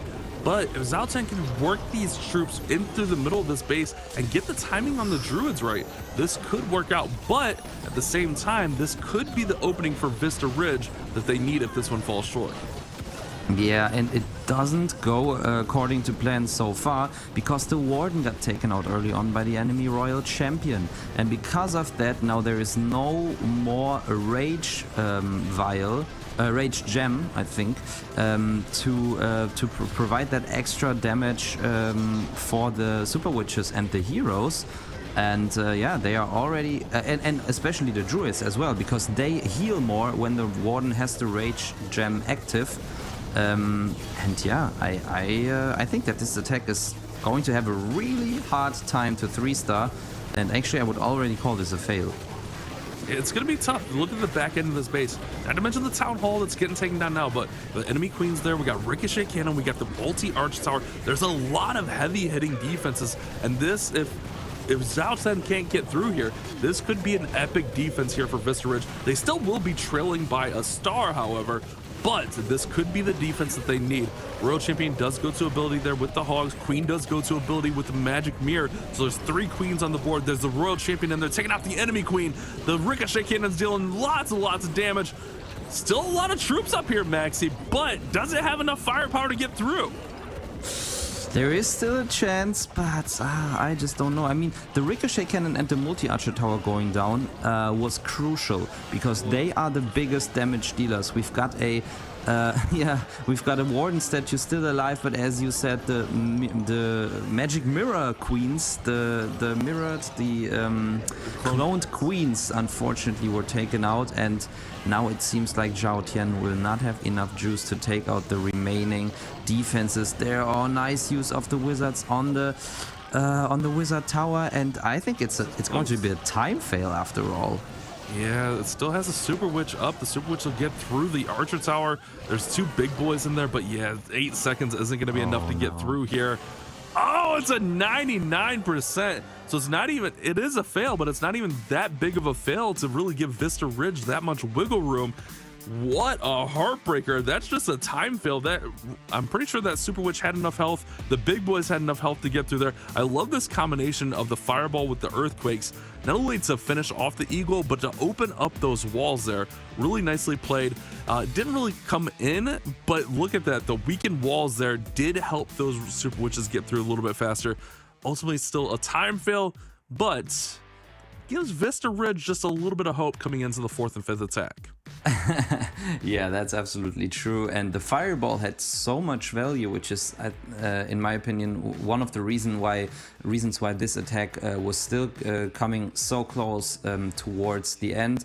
And we can just imagine with the Warden still alive and his rage power, I'm pretty sure that this would have become a 3-star. So quite unfortunate there that sometimes, you know, the Warden goes weird, takes weird paths. When he tries to follow the troops, he sometimes cuts in through the base a little bit and then gets targeted by an enemy hero, and that's exactly what happened to Zhao Tian there.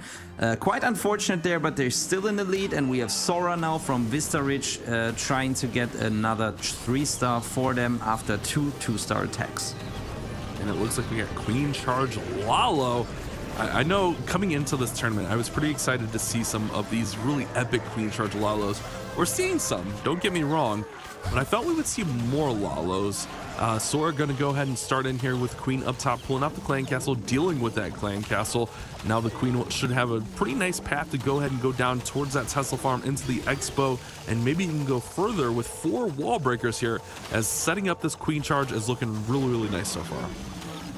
Yeah, absolutely. We love to see the Queen Charge Lalo, as I pointed out before. A fan favorite strategy for sure. And I think what comes in really handy for Sora now is that he is finding the Tesla farm, or like at least parts of it, early on in the attack. You always want to take a Tesla farm out with your Queen Charge rather than having to face it with your Lalo, especially because Tesla farms are mostly located on the outside of a base, and this way they tend to be at the back end of an attack when the Lalo is already weakened most of the times. But so far, great wall breakers from Sora. We can see that the Queen has clear access into the core now, and the King has all the access inside the Royal Champion compartment. And look at this value there, taking out the Ricochet Cannon as well with the splash damage from the King.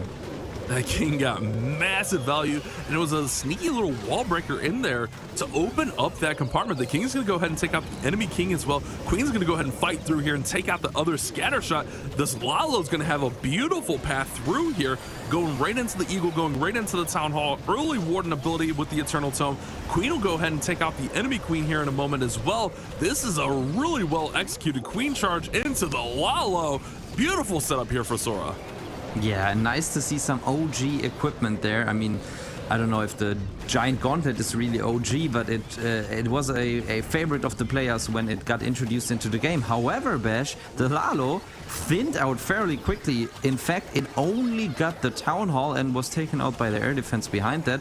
But Sora has such healthy heroes still in the base, Queen and Royal Champion, and there are just air defenses and a builder hut, so I think that he will still be able to take out, oh okay, there are two wizard towers and a modded archer tower as well, so I think that time is Sora's biggest enemy at the moment, but I think that he should be good, especially with that super goblin he can use at the top side to take out the storage. Yeah, the Town Hall, the Warden ability was hit really, really early on this one. So when the Town Hall exploded, the balloons had no protection to stay up through it. They did get a significant amount of buildings, but oh, check this out, 5 seconds. There's just an army camp, 3, 2, oh, nice. Royal Champion gets through there. It's a close call, but it is a 3-star when Vista Ridge needed it the most. Now they're gonna hope that Dizzy misses again, and they can be right back in this game. Oh yeah, they can. But they still need Dizzy to fail in at least one of their attacks because they also have a huge advantage on percentage as well. But I took a look at our other match as well, and it was fairly even there until the last attack from Method to Madness. Unfortunately, Ghost got the first 2-star for them, and now they have 8 stars, and Next Gen Esports have 9 stars. So with 2 more attacks there, it's also just a 1-star differential, just as we have in this war. But we have the next attack already on the line. It's coming in one after one, and Saga is already live for Dizzy Esports. Saga coming in with Yetis, Electro Titans, like an old school Yeti smash, Electro Titan smash here. I love this. We don't see this too often, but this could be really, really unique. Jump spell to give access to the middle of the base. Looks like the Queen is going to go try to take out the Town Hall, but she may be forced to... ooh, okay, she's fine. But she's going to be forced to ability there. But look at this. This is a really interesting setup. Yeah, we've seen this a lot from Reported Gaming earlier this year. The Queen's still nice and healthy, has her ability intact, so she should be able to take out the Town Hall later on, protected by these skeleton spells. And usually you delay the Warden ability a lot in these types of attack strategies. I think Saga's attack Warden ability was... so many traps in the core. Saga's Warden ability was... triggered there a little early, but I think he still has enough juice to take out the core, and then it's just a couple of defenses in the back of the attack. And with the Royal Champion and her ability still intact, this seems to be a 3-star, not just any 3-star bash. This is so incredibly fast, as it seems. Yeah, it's a crushing strike here for Sagas. It's going to be another 3-star for Dizzy Esports, coming in when they needed it the most on their 5th and final attack. They get the triple. Oh wait, hold on, wait, no, Dizzy 4th. yeah, that was Dizzy's 4th. I got mixed up. I did what you did earlier, Maxi. I was the defender and the attacker. So that was their 4th attack. That's what they needed to keep the lead. All right, I got this under control. It's early for me too. Let's go with that. Yeah, that's true. Yeah, you got this under control just as Dizzy have this war under control after this strike. And look at this, the average time 2 minutes, and this attack had just took 1 minute and 16 seconds. So the fastest hit that we've seen today, and that has happened today in general, also considering the matches that are going on off stream in the background. Great showing from Dizzy, and now the chances for Vista Ridge are thinning out more and more. They still need to 3-star, of course, to keep their chance alive, but they would need to hope for a very low percent 2-star now from Dizzy if they would still want to have a chance to get to the semifinals.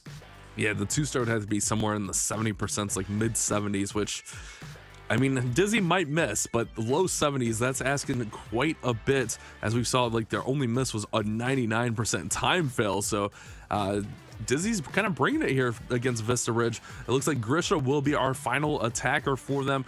Got to get the 3-star first. You got to take care of business on your end first, and then see what Dizzy brings to the table. So this attack is super important moving into the ending of this war in the single elimination tournament. So remember, if Vista Ridge does lose, they are out. And same could be said for Dizzy. If somehow they do manage to lose this one, they will be out as well moving forward.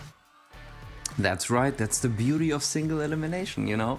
Looking at this war, Vista Ridge was struggling quite a bit with Dizzy Esports' bases. So as Grisha have had a lot of time to prepare his attack, I hope that he has found a way around this base building style that they seem to be struggling with. Maybe a Queen Charge could be an option here. You know, it's something that many pro players haven't used in a long time. So I wonder if they're still as routined as they were a couple of years back when, you know, it was Queen Charges in almost every single attack. We saw Queen Charges, for example, with Hawk Riders. We saw them with Lalo, of course, but also with dragons or hybrids, something like this, and something maybe the pros will consider for the matches in the future. We do indeed see a Queen Charge, but it's not with any of the troops that I just mentioned. It is pretty classic as of now with the Super Witches. Yeah, we talked about the Druid nerf, and one thing you gotta remember is the Super Witches are still very strong on their own, and the classic Super Witch Smash uses regular healers, and that's what we're seeing a lot of these teams transition to.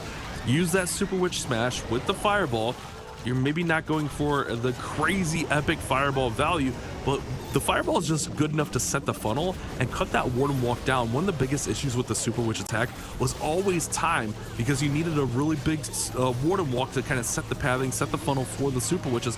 Now with the fireball, you can cut that ward and walk down by significantly, and you can get those witches rolling really early. So let's see if Grisha can get through the middle of this base, which looks really deadly with the double ricochet cannon, clan castle coming out, poison tower.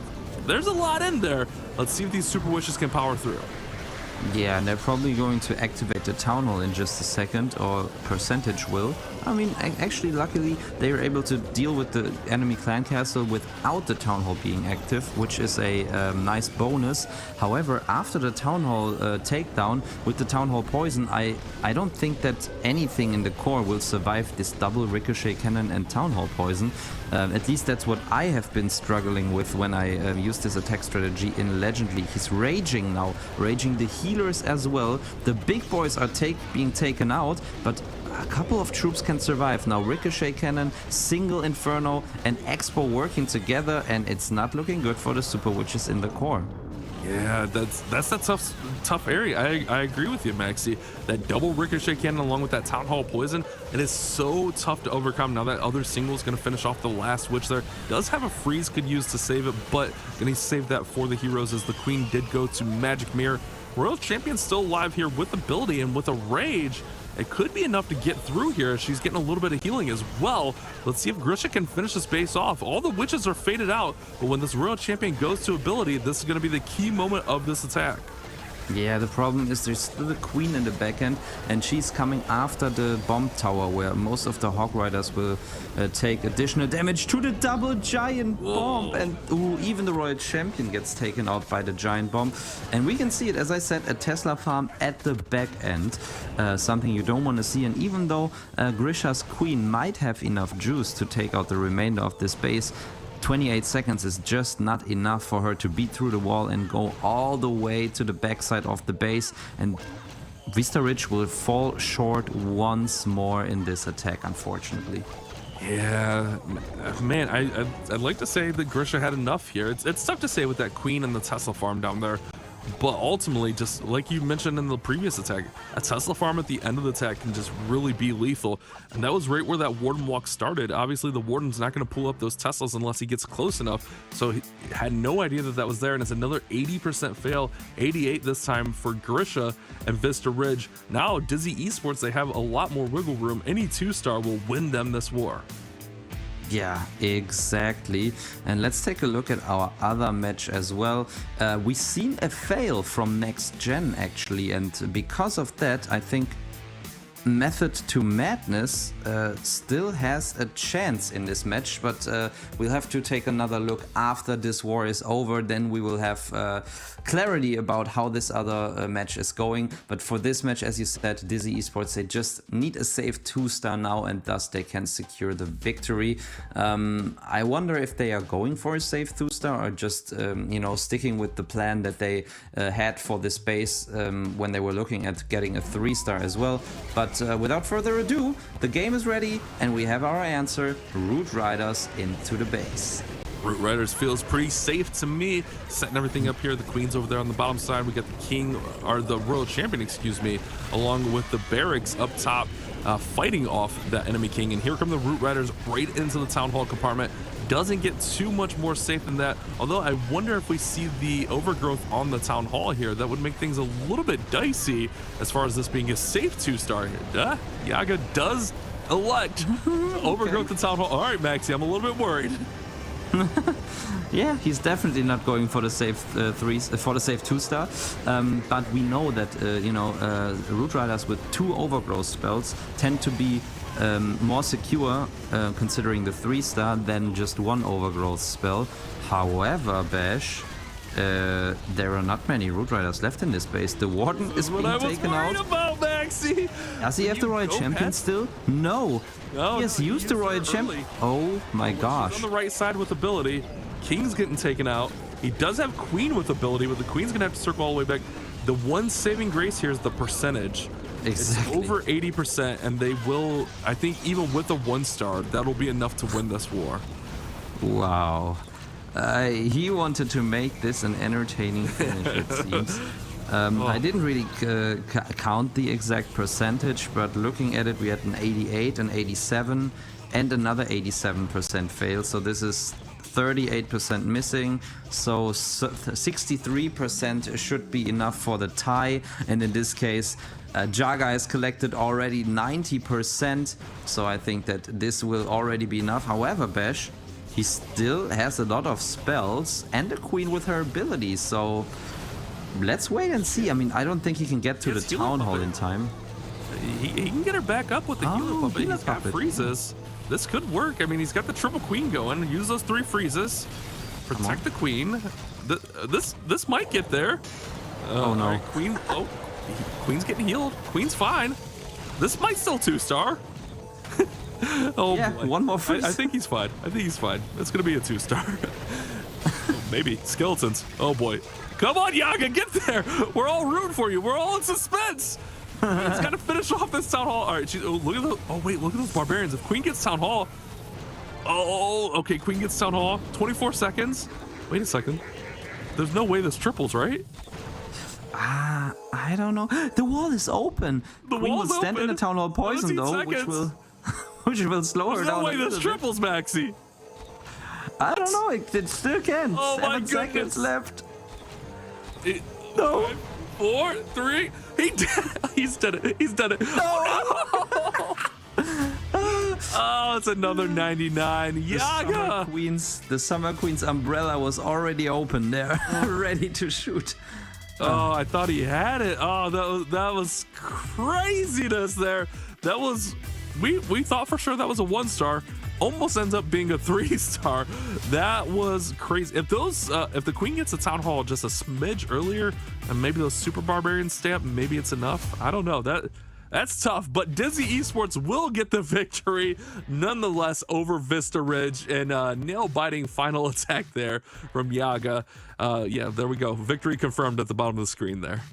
Yeah, 99% 2 times. So they got the 13 stars, but just 2% shy of the perfect war. And in the back end, I have to correct what I said before in the other war. It was not Next Gen who had the fail. It was actually another fail for Method to Madness. Even though Next Gen had their first 2-star in their last attack, it is not possible for Method to Madness to catch up anymore. So we know that Next Gen Esports will be our 4th and final semi-finalist, while we can see the war result of our most recent war on screen here. Oh, now it's gone, but you know it. Dizzy Esports won against Vista Ridge, and we've got an updated bracket for you. Alrighty, moving forward, we'll see every match on stream. We'll have Supersonic versus NAVI coming up next, and then Dizzy Esports, like you mentioned, going up against Next Gen Esports as we wait for that one to get confirmed, as that war is wrapping up. So our bracket is shaping up really, really nicely. Supersonic versus NAVI, that should be really fun. That'll be our next matchup as well. And it's been really good so far, Maxi. The matchups have been pretty close. They have, and we still have a perfect war to see, or a perfect v perfect, I should say. Oh yeah, there we go. Now we have the full results of the quarterfinals. Next Gen Esports' victory just got confirmed, and we've got all of our semifinals. 3 more matches for you guys. Supersonic versus NAVI is going to be the next. So stick with us once again, because we will be back after a short break with the semifinals of the Snapdragon Pro Series.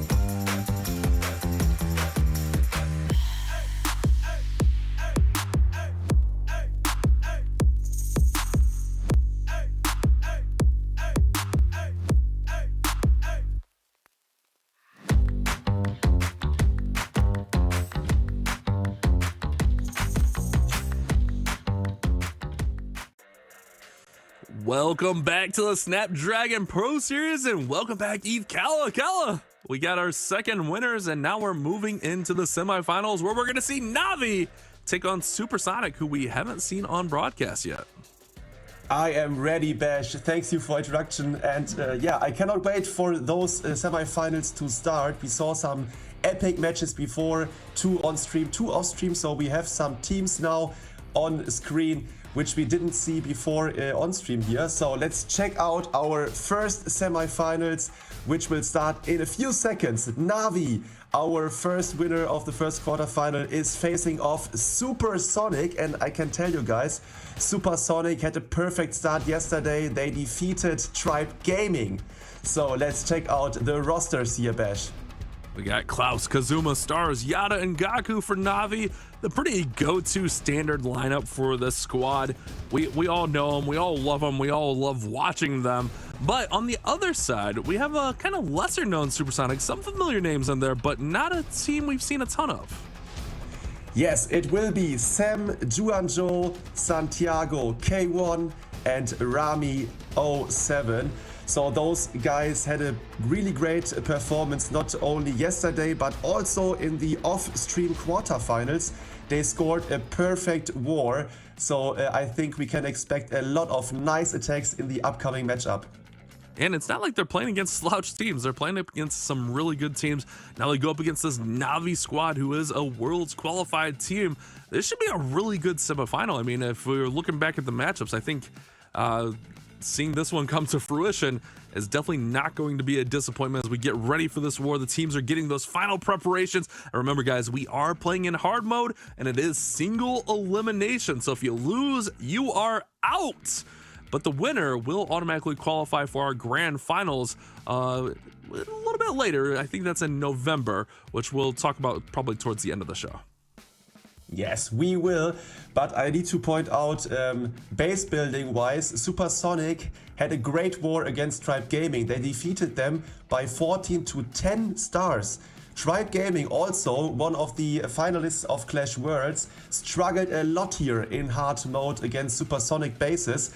So they had 2 1-stars in the end, so a crushing victory by Supersonic. So let's check out whether they have prepared more of these insane bases. But first we will start things off here with an attack by Supersonic by Sam. And Supersonic, not a world's qualified team, but with our huge prize pool where the winner of the whole tournament will win $20,000, that is enough to put in a lot of work, put in a lot of effort into your base building, learn the hard mode. And for me personally, we have 3 cups, I believe, before the Worlds tournament actually happens. So for a lot of these Worlds teams, I think this is a really good tournament to kind of get warmed up, get ready, get used to the hard mode, and kind of prepare for Worlds. Look at that fireball taking out the Queen. Earthquakes will come in, finish off the Ricochet Cannon. Now the Queen's going to join the party, and the Super Witches are going to go in as well, right at the Town Hall. Rather than that far off approach, we're going to go right through the Town Hall with this one. Yeah, we saw it before. NAVI used it also. I think it was Stars who played those Super Witches through the Town Hall compartment, and it worked really, really well here. So I think Sam is in a good spot here. The funneling at 12 o'clock with the Siege Barrack and his King. No, the King isn't deployed yet, but the Siege Barrack went well. Hopefully those Super Witches will turn around the wall and go for the Monolith. No, they are avoiding the Town Hall compartment. They are going around. Now the Valkyries come out of the Siege Barrack, and hopefully they are able to take down the Town Hall here within the time. The Queen will help them, and yeah, hopefully the Town Hall gets taken out soon. Yeah, the Queen's right there, though. She'll help finish off the Town Hall. She did pop her Magic Mirror, but she's getting locked onto by that single. She did have to pop ability. Earthquake boots on the outside where there was already a jump, so not very effective there as that King now gets taken out and goes to Phoenix. Those singles are just wreaking havoc against these attacks. Tons of witches up here, and there are some healers and some druids in there, but this one is definitely fading as the Royal Champion is all that's left is for the heroes, and she does still have the ability. Let's see if Sim can get through these final few compartments. Yeah, we saw in the beginning Sam brought 3 skeleton spells and 2 invis spells. Cause yeah, the base had 3 single ITs here, but in the end there's one, or at least there were 2 single ITs left standing before, or still when Sam ran out of skeleton spells. So I don't know if this is enough here. There is still one ground bow and the eagle artillery shooting now onto the Royal Champion here. One Loon is helping out here to take down the ground expo, but he didn't have any other troops here to go for this Archer Tower and the Eagle in the end. So this will not be the 3-star here in the first attack for Supersonic. Yeah, it's going to be the defense that Navi's hoping for. Klaus's base is going to hold up as this balloon's going to try to get a little bit more. Eagle stands up, and that's going to be the end of this attack. An 88% 2-star. This attack was looking very promising, but that little area right over there where the Royal Champion got taken out, there's just so much damage built up there, and we were kind of talking about that in the last war. Those high damage concentration areas just... man, they can really wreak havoc. And I think it was the ricochet cannon that forced out the King's earthquake boots a little bit, probably preemptive there, and maybe cost Sem a little bit on this attack. 88% 2-star. Now Navi can really hop into the lead with a 3-star. Yes, and I think it didn't went after plan here, because he used the earthquake boots of the King. The walls got opened up, but he also dropped there where the walls got opened up the jump spell. So yeah. I think all the super witches and the queen were supposed to go for the town hall compartment, and yeah, he wanted to jump them into the core of the base with the jump spell. So yeah, unfortunately the funneling troops at 12 o'clock weren't fast enough here to create the path for those super witches for the town hall compartment. In the end, it is a high 88% 2-star, but against Navi, you need to pull off your best performance you can be able to play. Yeah, but I mean, we've seen Navi miss a little bit. It's not like they've been flawless throughout here. I mean, hard mode is still no joke, but Yada's going to come in with super witches of his own here as they're going to look to respond. Taking a look at the equipment here, earthquake boots and the spiky ball. I was talking about the adjustments the players have to use. I have to get used to seeing everyone running earthquake boots here in the hard mode. Great fireball from the warden to open up. Magic mirror healer for the queen rather, and this funnel is set pretty nicely for this warden as the healers are now going to join, and those super witches should be in pretty soon as well. Yeah, that looks like a good funneling opener. Warden walk here for Yatta. Now the queen is taking down some buildings at 6 o'clock, and the witches are yeah, placed nearby the warden. The warden got targeted by that ricochet cannon, but he's surviving. So that is a good thing here for Yatta. Now everything should go in from the 6 o'clock side here. The monolith is shooting some ice golems. That is not a problem here for Yatta. The King's ability got used here. The spiky ball touches some defense buildings. The path for the town hall is free now for those troops.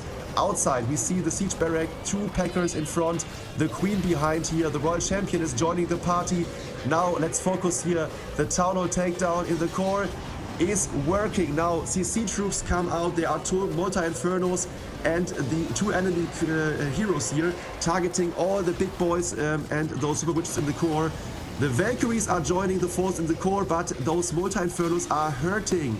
The sweepers are pointing directly into the healers here, so the healing potion is not that huge here.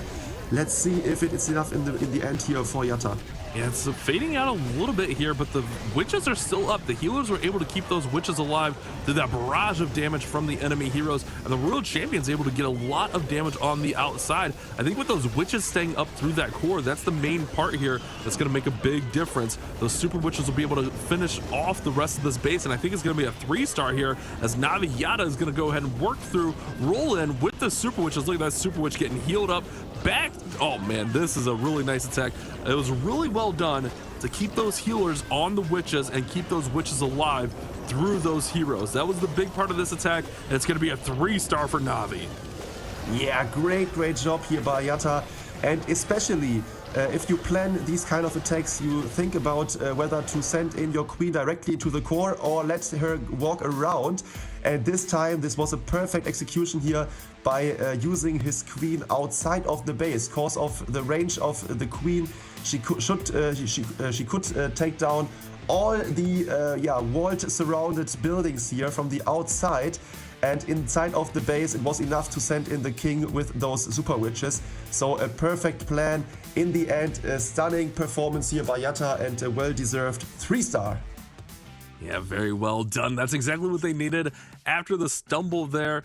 So they're going to go ahead and take the lead. 12% and a star. Supersonic doesn't have much room for mistakes, as K1 will be our next attacker. And if you're Supersonic, you're going to have to look to 3-star out and then hopefully get a defense or two in there to maybe upset this NAVI team. I think if we're all looking at this would definitely be considered an upset if Supersonic were able to pull it off. But we'll have to see what they bring to the table. We'll have to see if they can kind of get back on track with some triples. You were talking about it. We've seen them do some really positive things in their other wars. They put up perfect wars, so it's not like they're any kind of slouch or anything like that. It's just off to a little bit of a misstep on their first attack. They should be able to get this one right back on track, though. Yeah, that's for sure. But it's always a thing if you are facing off against those greatest team here in Clash of Clans. You have a mental disadvantage for sure if you fail your first attack and NAVI is tripling in their first attack. So you are running behind, but I think Supersonic has great bases. So let's see if they can get some defenses in. But let's first have a look at the attack by K1. He's sending the blimp for the Town Hall here, protected by a Lava Hound in the beginning. It's a super withered blimp. Okay, that is not a thing we recently saw here in those wars, but it is working here. So no traps in front of the Town Hall to get rid of those super wizards. The super wizards take down the Town Hall and some additional buildings there. So a great opener here for K1. We used to see the super wizard blimp a ton. There used to be that was an opener for Lalo for a long time, and we see that kind of make a comeback. Really good value from it. Does expose the Tesla farm up top as well, so a really good open to this attack. Now the heroes are going to come in, dive in, take out this enemy world champion, maybe try to get a little bit more. His world champion's going to go ahead and join the party and funnel his heroes inside. Look at that, earthquake boots, the spiky ball. Seems like that's kind of more of the meta right now for the king, especially here in these hard mode wars. Going to pull the clan castle out and deal with them. There's an ice hound in there, which shouldn't be too much of an issue. It's just going to be more of a time thing, as the queen will be able to disperse of that lava hound. Gotta see if the queen stays out of range of the monolith, though. Keep an eye on that as the world champion's working as well. Yeah, unfortunately the poison spell is running out, so the queen gets taken down by the monolith. She got the ability, but those ice lava pups are really annoying here. We see that the world champion got a nice value here at the 3 o'clock side. The queen maybe can take down the monolith. With the free spell she will. And now let's see where the Lalo will be started. I think he will go inside. No, he's not going inside the Eagle. So the Eagle artillery will be one of the last remaining buildings here. The Warden is going in with the loons. The one ability got popped here. And now we need to check out whether those loons can survive the core of the base. Big thing here is that scatter shot does have one balloon on it, and that other pack of balloons is coming over there. If he can get that scatter shot down, it'll definitely help out. Oh, but man, the balloons are getting taken out. Ooh, the 2 survive, so the scatter shot will eventually get taken out. Now we just have a few defenses down here on the bottom, and if he can work through, this is looking like it could triple here. And I think this is going to be the first triple for Supersonic, as he's still got a pack of balloons up. Just a couple of Infernos, and he's got 2 freezes, so K1 should be able to finish this one off. Time might be a little bit of a factor, though. Oh, nice double freeze here with 2 fingers deployed. I think he's able to do it here. We see some air skeletons, which can cause some problems. Oh my god. Did we jinx it, Bash? Oh. the air skeletons are taking down some pups here. Another black mine for a loon. Hopefully those loons can take down at least the single. Yes, they can do, but only 7 seconds left. Yes, you mentioned it, the time. I'm blaming you for the jinx, Kala. I'm blaming you for the jinx. 98% for K1, and it is another fail for Supersonic. So unfortunate. It was looking so good there, but those 2 singles were enough to fend the attack off, took out just enough balloons, so there wasn't enough cleanup. And that's the one thing with these big epic hero dive into Lalo attacks, the super wizard. I mean, if you think about it, the super wizard portion, that's going to take 20-30 seconds. Then you got the heroes diving for another 30 to 40 seconds, if not longer. It's a lot of time to consume, and then the Lalo has to come in, and there just wasn't enough time there. I think if he had a few more seconds, maybe he'd been able to get it. But we're right back in. Gaku is in, and it looks like we're going to see another epic fireball into the rocket loons for Gaku. I love seeing this. And look at that, the angry jelly on the Warden will allow that Warden to target all these defenses and set up that fireball here. I'm excited for this one, Kala. Yes, and especially that he just changed his siege machine to the drill is a nice thing to watch for. Hopefully he will use this drill.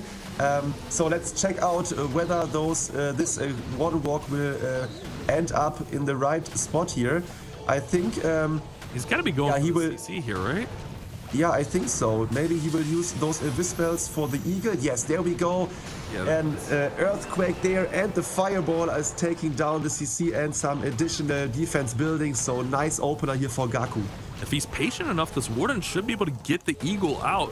And it doesn't look like, I mean, the Queen's not going to pull the Warden. So the Eagle will go down from the Warden. Queen will go ahead and work down. The Warden will continue to walk down here. Jelly does get taken out, but that's not a big deal. Now he's going to have all these rocket balloons. He's going to have the King and Queen to circle in, take out the Town Hall. This is really nicely set up here for Gaku. Just got to finish this one off now. And look at this. He brought 2 more wall breakers with him. So I think he will go deeply inside here nearby the Town Hall with the Queen and the King. He has 2 skeleton spells to distract those point defenses in the core and especially the enemy heroes. So let's see where he will break up the first wall here with this wall breaker. The Earthquake boots are getting used here with the King ability, but the Queen is stuck on the wall. Okay, he's sending in the blimp here for the Town Hall, but there's a tornado. Yeah, it should be all right, though. It's Yetis. The Yeti might will bounce out, take that Town Hall down. A pretty safe battle blimp there. And look at that Warden still walking up top, taking out lots of damage. Queen finally breaks through the wall. He still has Royal Champion to be deployed. She's over there on the right side now. Queen's going to go ahead and take out the enemy Royal Champion. Now she's going to try to work in, take out this Monolith. Queen does not have ability, though, and he's starting to thin out a little bit, but with World Champion having the Seeking Shield and Rocket Spear, it should be enough to finish this one off, and plenty of time on the board for Gaku, as it's going to be another NAVI 3-star, and they're going to push that lead even further. What a crushing attack here by Gaku. Perfectly executed and a really, really nice plan here. This base identification was insane here. The Warden survived the whole attack here with this opener here, the Fireball. The Warden was the key here, the key factor of this attack. He took down so many defense buildings, and with the Hero Dive and the Town Hall Blimp, there was not many things left here in the base which can stop those Super Alloons here, and in the end it was a crushing overkill. I think that attack is like the definition of patience there. He was really patient on that Warden walk, really patient on the Queen, really patient on the King. Really everything came together because of his patience. He didn't rush everything in there, had plenty of rocket loons at the end there, and that's just really, really well done. And a hard mode attack, that's just beautiful, man. That was really nicely done. That Warden Fireball was so good. It now puts all the pressure on the Supersonic, and Santiago is going to be our next attacker, and this is going to be a must 3-star situation. They have no more room for mistakes. Yeah, for sure. We talked about a 1-star lead for NAVI is always a mental thing also for Supersonic now. But after 2 attacks, we are now at the 2-star advantage for NAVI. So Supersonic needs those 3 stars to fly in here and to hope for some defenses. That is the way they need to hope for. But NAVI is consistent delivering here perfectly executed attacks, and I don't know exactly who of this squad should fail here in these attacks. But let's have a look at Santiago's attack for Supersonic. He's also using the Warden Walk as an opener, but he's bringing up the Super Bonus Bash. This was very popular at the end of Town Hall 15. We saw Super Bowler Smash everywhere, and it was very, very effective, along with Lalo and, the classic attacks as well. But in Legends League, I remember Super Bowler Smash was everywhere. And with the nerfs to the Druids, I was asking myself, can Super Bowler Smash make a little bit of a comeback? I guess we'll see what Santiago can do on this base here of Gaku with the Super Bowlers. Does use that wall breaker to go ahead and open up the compartment, and then a jump spell to give access to the middle, and then we'll have to see. I think the King does have Earthquake Boots on there, so we'll have to see if this will be enough to get through, as he's got really good access to the middle of the space. Yes, and everything is clumped up there, so it looks decent here. The Ice Golem will have an insane freeze value here now. Another Ice Hound here coming out of DCC. That is not a problem here for his attack, because the Super Bowlers are not getting held back by this Ice Hound. So now the ward ability was on point. Every single Super Bowler and those heroes are inside the ability. The Town Hall got activated with those Earthquake Boots. All the walls are getting opened up here, and yeah, we need to check out the back end here, because there is the Tesla farm behind the Town Hall. In combination with those multi-archer towers and the Warden and 2 heroes, this can cause some trouble for Santiago here. Yeah, it was looking really good, but the bowlers kind of split and the Queen kind of split there, and I think that could be the downfall if there's any on this attack. Queen does pop ability, go to Magic Mirror with some healers there, so that will help.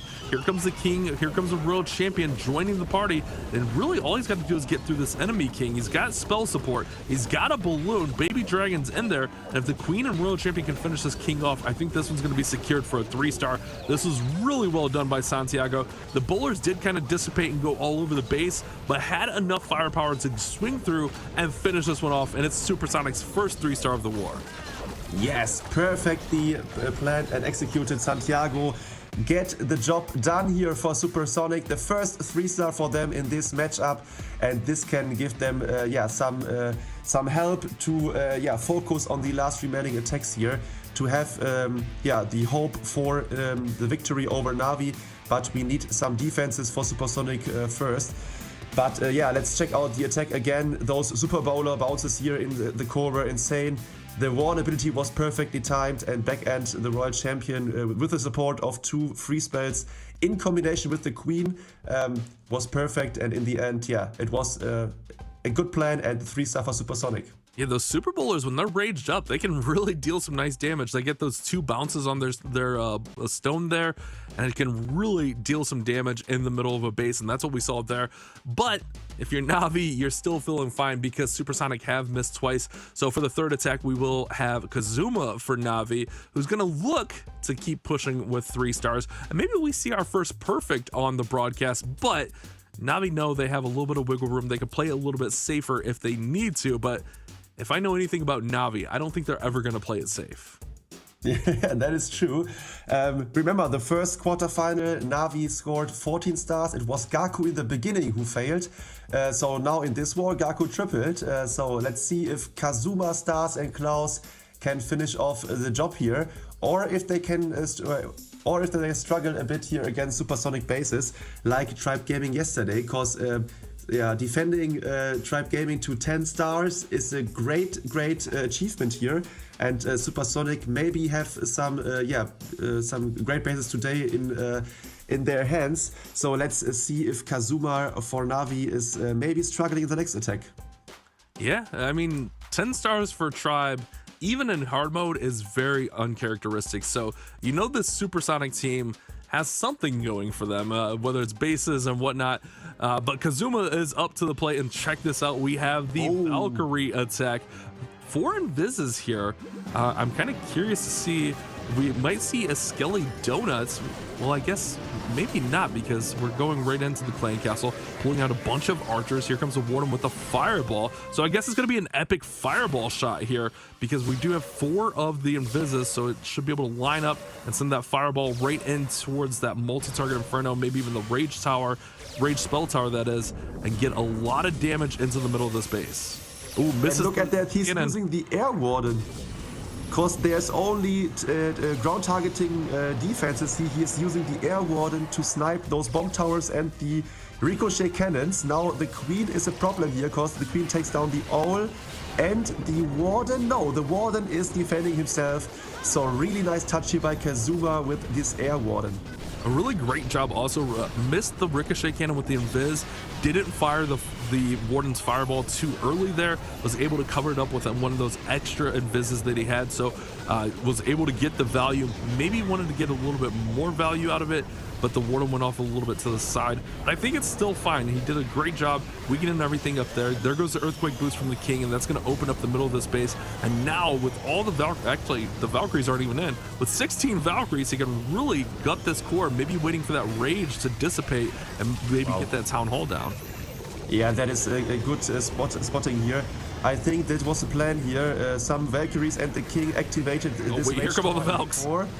And the Valkyries coming in from the other side here, directly for those outside compartments and going in together for this great grand center compartment here, and 2 freezes, 1 still left here in his pocket. Some headhunters for the enemy King here, skeleton spells there to protect those Valkyries, and this is a crushing attack here by Kazuma. Oh, I don't know, it's fading a little bit. I was kind of surprised. You are right. Yes. I was kind of surprised Kazuma didn't use the Valkyries to the open side and then run the Royal Champion on the opposite side. They are enough. Have a lot of Valkyries, but the ulti might make short work of them. Oh, giant bombs! No. Oh, the healers try, oh my God. Oh yeah, that's gonna fade out just a little bit there, and Kazuma does miss. A little bit of an interesting choice. The Valkyries do shred through the walls, but all those walls were open and can maybe have gotten access to all the scatter shots and everything just a little bit quicker. I don't know. I don't know if that would have been enough to make the difference, but something maybe, I don't know. I don't play pro. Kazuma's way better than I am, but that's just something I'm observing here. Yeah, but I think you are correct here. Maybe the back end outside compartments, or the outside compartments in the back end would have been a bit better. Because the damage in the core was insane high. There was a scatter shot, multi-inferno, some giant bombs there, so all the Valkyries hitting the wall were shot down by the scatter shot, for example, and in the end the power of his push wasn't enough here to overcome this core. So it is a defense for Supersonic and the first 2-star for Navi in this matchup. So maybe Supersonic can get back into the action here by tripling in the next attack. Yeah, they definitely have the door open a little bit. Another thing unlucky there was the tornado. Obviously, you can't predict the tornado is going to be there, but that was another thing that kind of helped those Valkyries up. But Rami07 is going to be our next attacker for Supersonic, and they need another 3-star, and it's going to be another Lalo. We got clones and we got invises. This could be a minion bomb, super minion bomb that is, into the clones and then Lalo. Let's see, the battle blimp is in, that hound is going way across the base. Keep an eye on this battle blimp right here. Yeah, we got minions getting, or is it super archer? Wait, is super archers getting cloned up here? Wow. Yeah, a super archer blimp. We saw a super wizard blimp before, and now the super archers are used here because they have a higher range here than super wizards, and they will shut down every single defense building here surrounding them. Oh, the scatter shot is left standing here, but the Royal Champion got taken down. The CC pool, another time we see some mass archer CC here. So let's see if this is enough value here for Rami07 to come in with his hero dive. Yeah, Navi's running some interesting clan castles. They're running archers with those ice hounds. Really kind of like an unconventional clan castle for the current meta, but in hard mode, it's a whole different meta. So maybe in their testing, they saw something with the ice hounds that are just enough to slow things up. And look at this, the super archer is going to try to sneak in there. She will pull out a few more of the archers, but it's actually going to be witches in there. Wow. Okay, so a bunch of archers into witches, and there's no poison, so these witches could actually be a big problem. Yeah, indeed. So we see that those clans decided to switch those CCs up. Back in the days, or in the last chance qualifier, we always saw some ice golems, but this time archers, witches, or even ice hounds are used. So let's check out the Town Hall takedown. You don't have any spell left here, and the Town Hall is a problem. Oh, the Warden is trying to, but the Warden is following other loons. And now he only got the Royal Champion left here with the Invis Hound and Invis Fox, and I don't think that she will make it to the Town Hall here. Yeah, this is going to be a 1-star fail, and this one's going to put it all away basically for Navi. Oh, that's so unfortunate for Supersonic, as Rami is going to 1-star, stars his base. I was focused on the heroes. It seemed like the Lalo approach was okay. He had the Warden there. Did he just pop Warden ability maybe too early? I didn't see it. Did you see it there, Kala? Yeah, I think he used so many spells for his Super Archer Blimp, so 2 clone spells and I think 4 or 5 Invis spells, that he didn't have any free spells in addition for his Laloon in the end. So yeah, he needed to pop the Warden ability really early, because the loons got targeted by the activated Town Hall, and in the end those loons nearby the Town Hall couldn't be raged up or got helped out with a free spell, for example, and they thinned out. And the Town Hall is left standing in the end, 96% 1-star here. So yeah, maybe the Super Archer Blimp didn't have enough value for the spell investment here. As you see, he got only 1 free spell left in the end, and I don't know exactly if he used it for the Town Hall. Maybe we see it. Yes, there was the first free spell used, and a really early Warden ability without any haste spell or rage spell. And this ended up in, yeah, the Town Hall is left standing in the end, so a bit unlucky, but I think maybe also an execution mistake here by Rami. Yeah, 8 stars after 4 attacks is not what you need to take down Navi, so a bit rough day here so far for Supersonic now. I think the Super Archer Blimp was fine there. I think maybe if he ran the heroes into the Town Hall and took down the Town Hall with the heroes and then ran the Lalo right at the enemy queen, maybe could have had a different effect there. But now it's 8-8, and this is Navi's 4th attack. Supersonic has already attacked 4 times. This war is all but done for. Stars is going to come in with a Super Witch Fireball attack here with the Grand Warden starting his walk right here.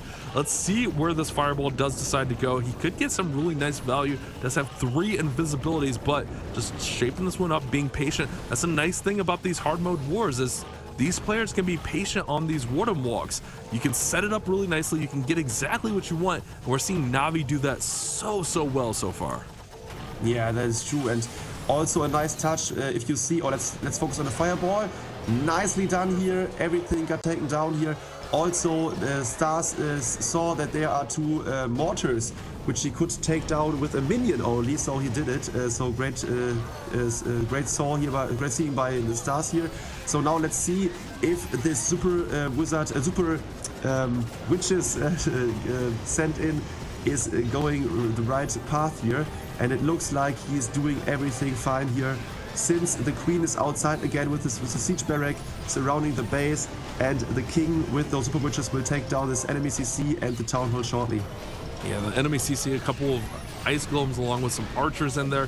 King will have to go to ability here momentarily as the Town Hall is dealing lots of damage, but that spiky ball with the Earthquake combination is almost enough to finish off the Town Hall. Not quite. Queen does take out the enemy King down there on the bottom. The Super Witches will go ahead and finish off that Town Hall, with the King still in there, going to Phoenix now. So a pretty nice approach here. Does still have 1 Druid here for Stars, as he's making his way around. That Royal Champion joining the party from the top side with that 1 Druid, just to provide a little bit of healing for it. I like that little bit of a touch. The Druids aren't as effective, but 1 Druid on the Royal Champion can really make a difference. Yeah, that is true. Nice free spell here for the enemy Queen to help out his World Champion. And I think with the Hawks and the World Champion and another free spell in the pocket, this is not getting any closer here. Stars with another crushing 3-star for Navi here, and they are taking the lead by 3 stars now after 4 attacks. And it looks like that Navi could be our first finalists here of the Open Qualifier number 1 here. Yeah, that 3-star will pretty much put this war away for Navi. And that was just a really well executed textbook attack for Stars. Just really well done on the Warden walk, setting up the pathing here for those witches, but also just getting massive amounts of value with that Fireball. Just really well done. And then the Queen on the outside was just the chef's kiss there, taking out the enemy King, taking out the Eagle Artillery. Just so well done. And this is why Navi's in the position where we see them playing in these finals. Not necessarily in the finals, but playing in these tournaments and making a deep run in these tournaments time after time again. Yeah, and unfortunate here for Supersonic, after a great performance in the quarterfinals and even yesterday defeating Tribe Gaming 14-10, they are falling short here against NAVI Spaces. So 1 star and 2 stars lead in the end into a 2-star average. And yeah, also in the hard mode you need triples to win wars, and if you are only getting 8 stars after 4 attacks, it's not possible to defeat those high-class teams here in this competition. But for sure, Supersonic had a great run here in this qualifier or in this Open Cup number 1. So maybe they will come back in Cup number 2 or even number 3 or 4. So there are enough chances to qualify for the grand final of the Snapdragon Pro Series. So yeah, I think Supersonic will show up in the next qualifiers too. But first, let's check out the last attack by them. Juan Joe is in with a zap into Laloon, maybe? No, into Dragons, sorry. Yeah, Wanho is a Dragon expert. We've seen him time and time again here, especially when it was the North American Snapdragon, known for using Dragons, Super Dragons, Electro Dragons, Inferno Dragons. Wanho is the Dragon Whisperer and looking to keep that alive here with a nice Queen charge into Dragon Attack. But remember also, one thing to keep in mind is we will have our 4 winners from the Open Cups here, but also we'll qualify 4 other teams, and those other teams are going to qualify based on points. So just making it further into the tournament, you get more and more points. So making it this far is actually very important for Supersonic if they plan on playing in the other 4 tournaments, or other 3 tournaments as well, for possibly making it into the grand finals. Yes, and we see here the first recall spell used by Juanjo. And yeah, he's recalling the Queen after a short walk at 12 o'clock, now deploying her at 9 o'clock to get the other side funneled here for his Dragon push. The Dragons are deployed. The Warden is also deployed, and now they are going in with some Inferno Dragons here. So a nice switch up here in the army composition by Juan. And now the blimp is flying over those Dragons directly to the Town Hall. Is there a tornado trap? Yes or no? It don't look like. Yes, it is not a tornado trap there in front, so this siege could take down the Town Hall here, and now the Dragons need to clear the path around. Yeah, but Navi may have scouted that Wanho likes to use Dragons, running the Archers along with more Witches here. Maybe that's why we saw the Archers and Witches, thinking that Supersonic were going to come in with some Dragon attacks. Although the Dragons did make pretty quick work of that clan castle, sometimes the Witches and Archers can give Dragons a big problem. But it's looking pretty good so far. He's got a pretty big herd of Dragons up.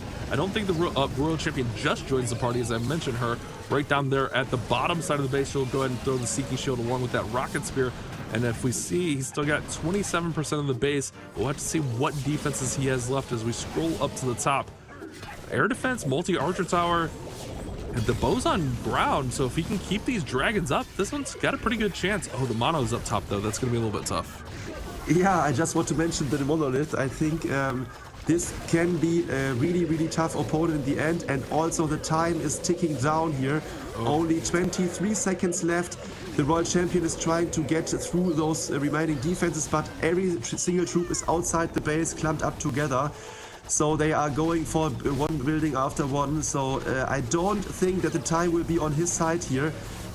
Although the Royal Champion is getting a good job done here.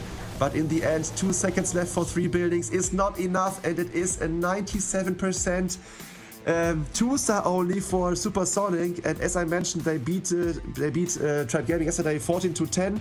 But today they also get 10 stars in attacking by themselves. So that is not ideal here for Supersonic. And yeah, it was a close attack, but not a 3-star in the end. Maybe used a little bit too long on that setup there with the recall for the Queen, as we saw it was like a minute 50 by the time all the Dragons kind of got in there. So maybe just a little bit too long there for that setup. But ultimately, Navi is going to win this war. Technically, they don't even have to attack. So this one will be all for show for Klaus. And maybe we'll see Klaus do something fun here in hard mode. We know he's known for that, especially in this position where they pretty much have the war already put away. I want to see an epic, crazy fireball here. That would just be the icing on the cake, right? Oh, for sure. We know Klaus also from these creative tournaments where he pulls off amazing attacks here with an Arc Noah, for example, or barge attacks. So The barge maybe is crazy. because they already have won the war, he can bring up some crazy stuff here. So let's see Klaus attack the last one of this war, and he is in with another time Skelly Donut maybe, or a Fireball in combination with a Hero Dive and some Super Loons here. Two Yetis are opening up the hit, and there he goes with the dive into the Tesla farm. Yeah, he finds all the Teslas there, and it seems like he was setting up a big epic fireball here for the Warden. The Tesla farm might be putting a little bit of a damper in those plans, but maybe he was anticipating the Tesla farm there. Brings in plenty of invises, and there goes the Warden with the fireball, dropping it in with the Earthquake. Now that Town Hall is just barely hanging on there, and there's no healers, no battle builders rather, around there to heal that Town Hall up. So all it's going to need is barely tapped from any unit, and it'll go down. It's got just a little bit of hit points, and the log launcher will come in to actually finish the Town Hall off.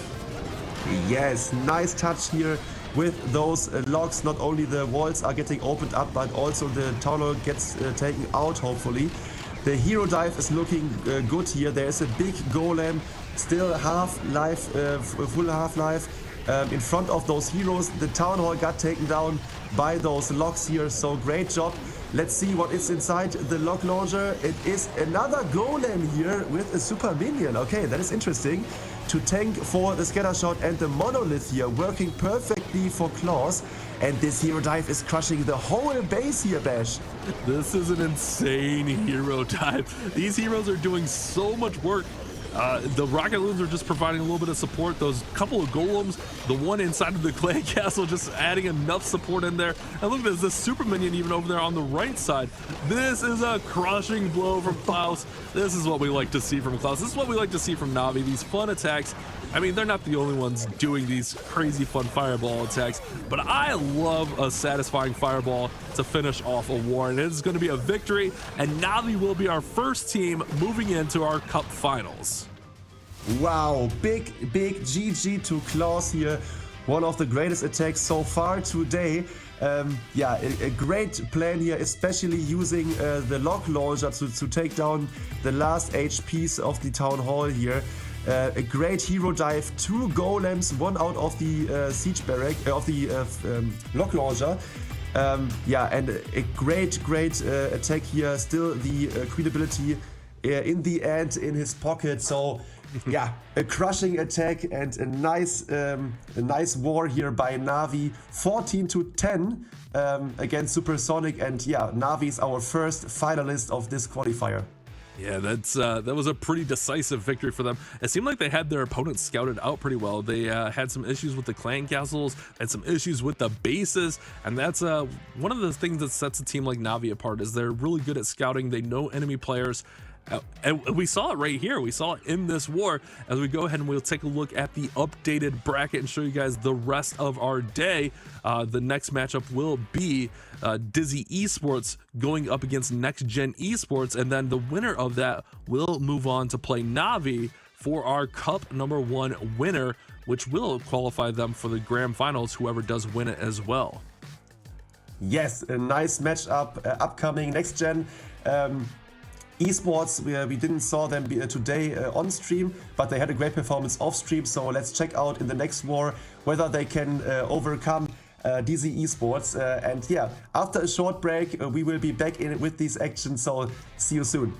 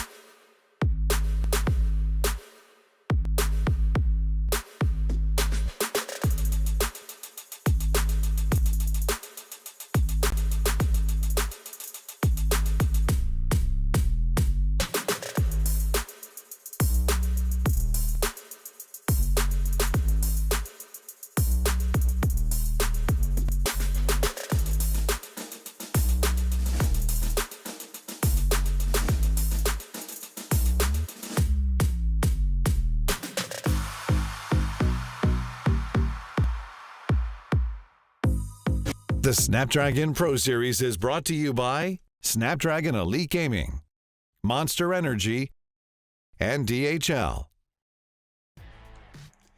Welcome back, guys, for this second semi-final here. I hope you enjoy your Sunday together with us, watching those amazing wars here. Together with me for the second semi-final, it is Eve Nexi back in action.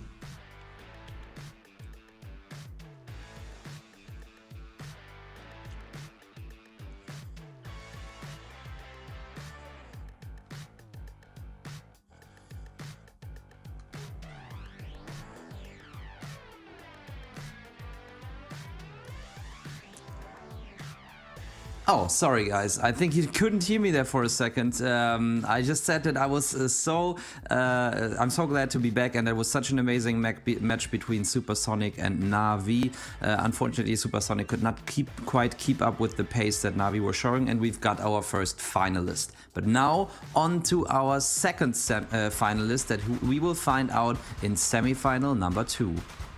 Yes, it will be DZ Esports, who we watched before in the quarterfinals with a good performance, and they will face off against Next Gen Esports, who had also a great performance in their off-stream quarterfinals. So it will be a nice matchup here.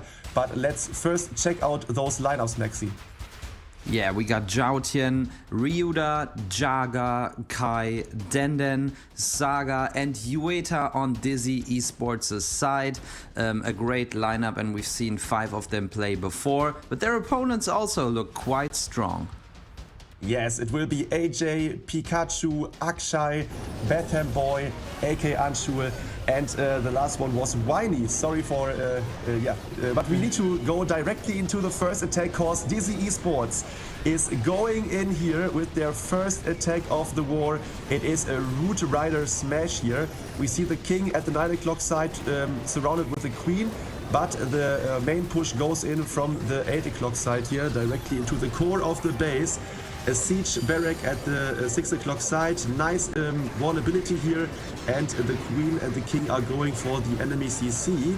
So now we need to check out where the troops will go next here.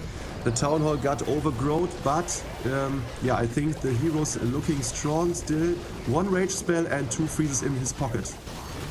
Yes, the Royal Champion put down on the right side where she's about to clear a couple of defenses.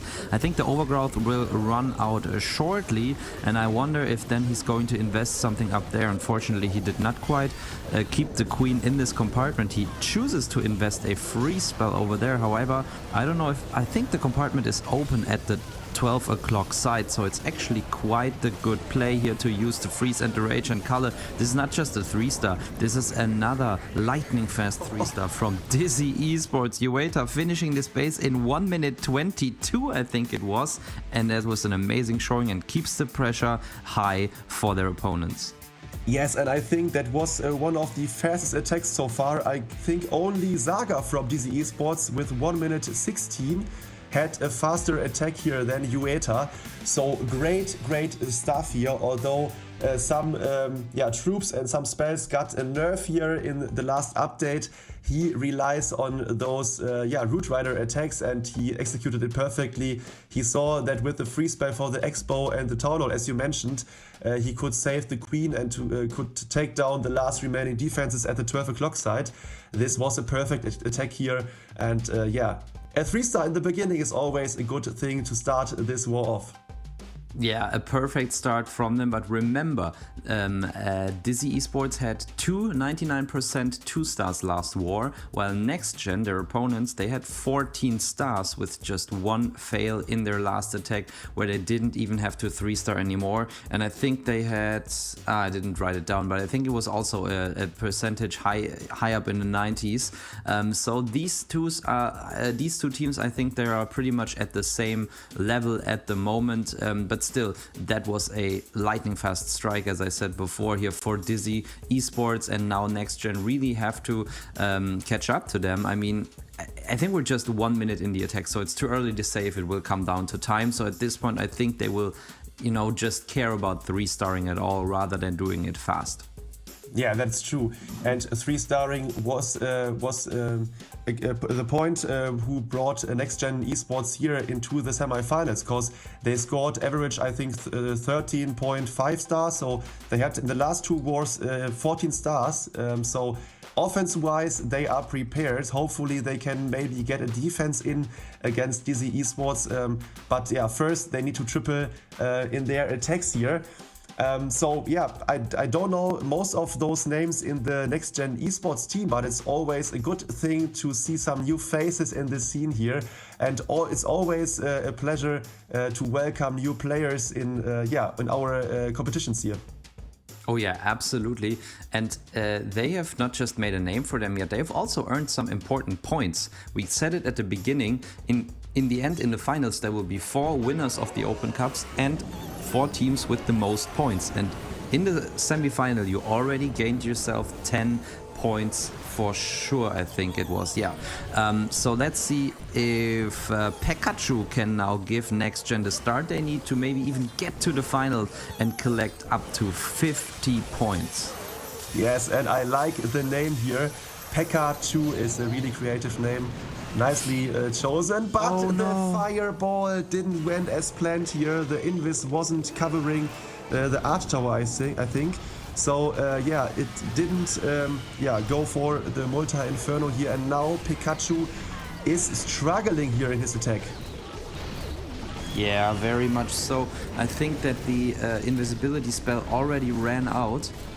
And that's why it hit the cannon on the outside, and he wanted to get so much value inside of the base, invested so many invisibility spells, that now it's going to get really tough. And we know that these rocket loon attacks, they are planned out into a lot of detail, but luckily here the Queen goes directly into the Town Hall. He reacts quite nicely with the freeze and rage spell there and is able to take down the Town Hall, so the 2-star is secured at this point.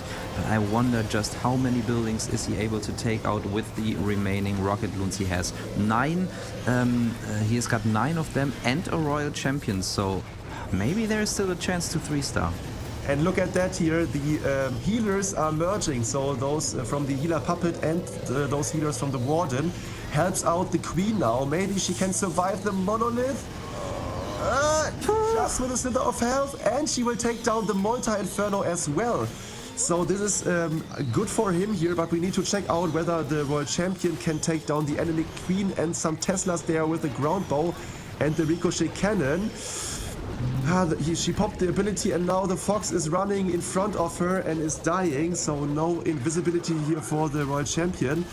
And now the enemy Queen is taking her out, and his Queen is dying too, so this will not be a 3-star here in the beginning for Next Gen Esports. Yeah, that's very unfortunate. It was just about this Warden ability, to be honest. He actually reacted quite nicely, I think, and was able to adapt on the fly. You know, securing a very good, very safe 2-star attack, but still definitely not the start that they wanted. And it was actually the same in Dizzy's first match against Vista Ridge, where they got an early, fast 3-star and then their opponents failed. And now they were able to do the exact same thing to Next Gen Esports. And even though they were performing so well in the last war, now they fell short, and they have to hope that Dizzy Esports make a mistake later on in this war. Yes, and we see it here, 81% 2-star, so not even a high percentage 2-star. That leads a good situation here for Dizzy Esports. Let's focus here again on this attack here. Yeah, after the missed fireball here for the Town Hall compartment, yeah, he needed to adjust and to spend a lot of spells here for his Town Hall takedown. So in the end, I think if the fireball didn't miss his target, Pikachu could have a good chance here to triple this base, but now they are 1-star behind here. Yeah, I think the plan was really good, and except for the invisibility spell running out, the execution was very well as well. I didn't check it in the replay there if the invisibility spell already ran out or if he forgot to bring another invisibility spell, but that would surprise me, so I think that it probably just ran out. But anyway, the past is the past. We are now live in the present with our next attack from Saga for Dizzy Esports, and he's coming in with 4 Electro Titans colors, something that we haven't seen all day. That's true, and those Titans are nicely against skeleton traps here, and we saw one directly here in the beginning of the attack, so he's going in directly without hesitating with the King and the E-Titan push together with the Warden in the core of the base here. We see some Ice Golems coming out of the CC. We see the Monolith shooting here, but with the King ability he's able to take down at least the single IT here. So now he needs to take care of those Ice Golems. He's using the freezes here, well planned here for the Town Hall and the multi-arch tower here. The Queen still got her ability, maybe some puppets. Yes, puppets and the mirror equipment. So now it's all about getting the last remaining defenses here with the World Champion and with the Titans and the Queen at the top. Yeah, the Queen and the Titans actually made their way to the outside of the base. Not the Royal Champion does not have a nice time there. She finds the Tornado Trap and a couple of Skeletons traps, and because of that she won't have any additional value. However, with the help of the Rocket Spare, she was able to take out the Scatter Shot in the middle of the base, and this way the Queen can now target all of the defenses from outside of the base. Unfortunately, the Electro Titans get healed up, not the Queen, and the Queen will probably die fairly quickly if she gets in range of the Ricochet Cannon, which is about to happen right now, but Saga uses his remaining free spell perfectly there. Now he can tank for the Queen with the Super Barbarian, which I think he used a little bit too early, but color 1 minute and 12 seconds on the clock. He's going to be able to take out the remaining 3 buildings for sure. Yeah, nicely spotted here by Maxi. This Super Barbarian secured that the Queen can take down this Ricochet Cannon, and it is a 100% 3-star for Dizzy Esports here, so well done, and a nicely mix up here of those troop combinations. So those E-Titans, we didn't see them that often before, so yeah, a great job here, and in the end it was enough to triple this base, and they have, after 2 attacks, 6 stars. So next gen esports need to triple to keep in touch here with Dizzy Esports.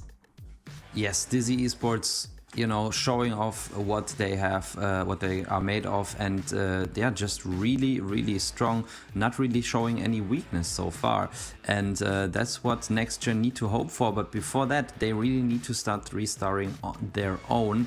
If they cannot get 3 stars themselves, then there is no chance in the world that they could make it to the final. I have to correct myself, by the way, about the points. All of the teams in the semifinals have already earned themselves 25 points. You know, 5th to 8th place are 10 points. So yeah, 25 is actually a really good start. Remember, last season we had teams getting to the final stage with around 60 or even 50 points. So just getting to the semifinals twice or getting to the final once can already secure you a place in the season finals, where all of these teams want to go, of course, because this is for glory and for prize money. That is true, but first today, all of those teams which are remaining in the tournament wants to win this qualifier here to be directly in the grand finals to avoid those next qualifiers. Navi is waiting in the grand finals, but first Dizzy and Next Gen are battling out who will face off against Navi. Hopefully the next attacker AJ for Next Gen Esports can triple in his attack, so let's check out what he has in store for us. It is another time. Oh, nice Coco Loon here for 5 red mines here when starting his Warden Walk, so that was a nice touch, Maxi. Oh yeah, absolutely. And we've seen this base before from Dizzy Esports, and the same attack strategy was used before with, I think Vista Ridge used a Warden Fireball onto the Scatter Shot and was not able to take out the Queen back then. Let's see if AJ is going to be able to take her out. Yes, that is additional value already. Now I have to remember, yeah, I think it was exactly the same approach. Now jump into the monolith compartment. That's how Vista Ridge approached this base. So I guess AJ spotted this attack and thought, okay, I can do this better. So let's see if he can do that. Yeah, I think it's looking great here. All the troops are going in. A big push into the core here. CC troops are getting taken down within seconds here. The king is in front. There's an ice golem nearby the monolith, which will get a nice freeze value here. Oh, he's taking down with the spiky ball all the defenses, so the ice golem is only freezing the warden statue here. So now let's check out. The queen is joining from 12 o'clock here into the center of the base, taking down the multi-inferno. He still got his royal champion to deploy, so maybe he will do when the scatter shot and the royal champion are distracted. So yeah, there comes the royal champion, and I think he's looking good here. Yeah, he barely was able to take out the town hall with just the big boys and the bears from the druids, and this is good news because in the last attack from Vista Ridge, nearly all of the super witches died in the town hall poison because of the ricochet cannons and the multi-inferno around there. Now they went around there and didn't stay inside the town hall poison, so they might be able to take out the rest of the base. We saw, I think, more or less the same Tesla farm in the last war, but I think they changed the Teslas just a little bit. They were more at like 6 o'clock, but with so much juice here, I think AJ should be good, even with the Royal Champion ability still intact. He used it just there, so we have some Hawk Riders running into this cannon. A lot of Skelly traps, but come on, he has to overpower the Ricochet cannon. Yes, and I think with those big boys and the super witches in combination with the warden and the royal champion, he's able to get everything down here. It is not the fastest attack or the quickest attack, but it is a crushing 3-star here for next gen esports, and that is what they need. So now they are with 5 stars, only 1 star behind here, so they need to hope for a defense here. But we can surely see again here the nice opener here for AJ with this coconut loon triggering 5 red mines before he deployed his healers for his warden. So great stuff here, and even a great push here through the core of the base. As you mentioned, the tunnel takedown was a bit sketchy, but yeah, there was enough steam to take it out. Yeah, and I wonder if he really saw the other attack. I mean, it seems to be the case because there was so much that he did similarly. But to me, it seemed like it was a little bit just luck, because it's not it was luck that the super witches did not run into the town hall poison. Because in my opinion, this pathing throughout the core of the base, you cannot really plan, because you cannot foresee the exact movements that the troops will do there. But it worked out for him, so who am I to doubt it? Great job from AJ, and now his team is definitely back on track. But we know that they still rely on a fail from Dizzy Esports, so I think that that's what they will hope for from Zhao Tian now. And remember, last time when Zhao Tian attacked, it ended in a 99% 2-star. Yes, but now he's in with another Super Witch attack, but this time he only brought 2 of those here to the ground. So now let's see if the fireball gets into the core. Yes, it does. And now with the earthquake spell here, everything goes down here. So nice opener, great funnel here in the beginning. After 30 seconds, he got a good shape here for his main push. Siege Barrack at 9 o'clock funneling outside the base here. 2 Packers and the Wizards are going for those buildings here, also behind the wall. And there goes the wall breaker here for his main push. Yeah, looking really strong so far. Great value there. And now it's all about getting the troops into the town hall compartment. Nice jump spell color. This will connect everything, and all the troops from Zhao Tian's squad will get into the town hall compartment. Now, usually what you try to do in an attack like this is you want to delay the king ability as much as possible, so the earthquake boots can open the back end of this attack. However, the king is under so much damage that I fear it's not going to be happening. beginning. I think that the king will lose his ability a little bit too early and will not open the back end walls. So the a wall breaker in the army composition at the bottom side could come in quite handy. Yes, and unfortunately the Expo at 12 o'clock locked on the Warden, and the Warden died in the first compartment. So Xiao Tian doesn't have the Warden here in the mix-up, and we know in the hard mode the heroes are also a bit weaker in total. So this can be a changer here, and we see that only one Super Witch is left alive here, and the Queen is low, so she needs to pop her ability soon. The last Super Witch died also. Now it's all about if the Royal Champion with those Hawks can overcome those last buildings, and with the free spell I think she can. Yes, she does, in fact. Great stuff here, and Xiao Tian is able to pull off another 3-star for Dizzy. No weakness, no 99, no 2-star, only 3 stars for Dizzy Esports, and they do not show any weakness whatsoever. 3 stars, 3 attacks, and 3 times 3 stars for them. Yeah, really good job here by Xiao Tian. This fireball was the game changer here. He took out such a good chunk of the base, of the center of the base here, and then with the droids, the push couldn't held off here to take down the whole base here.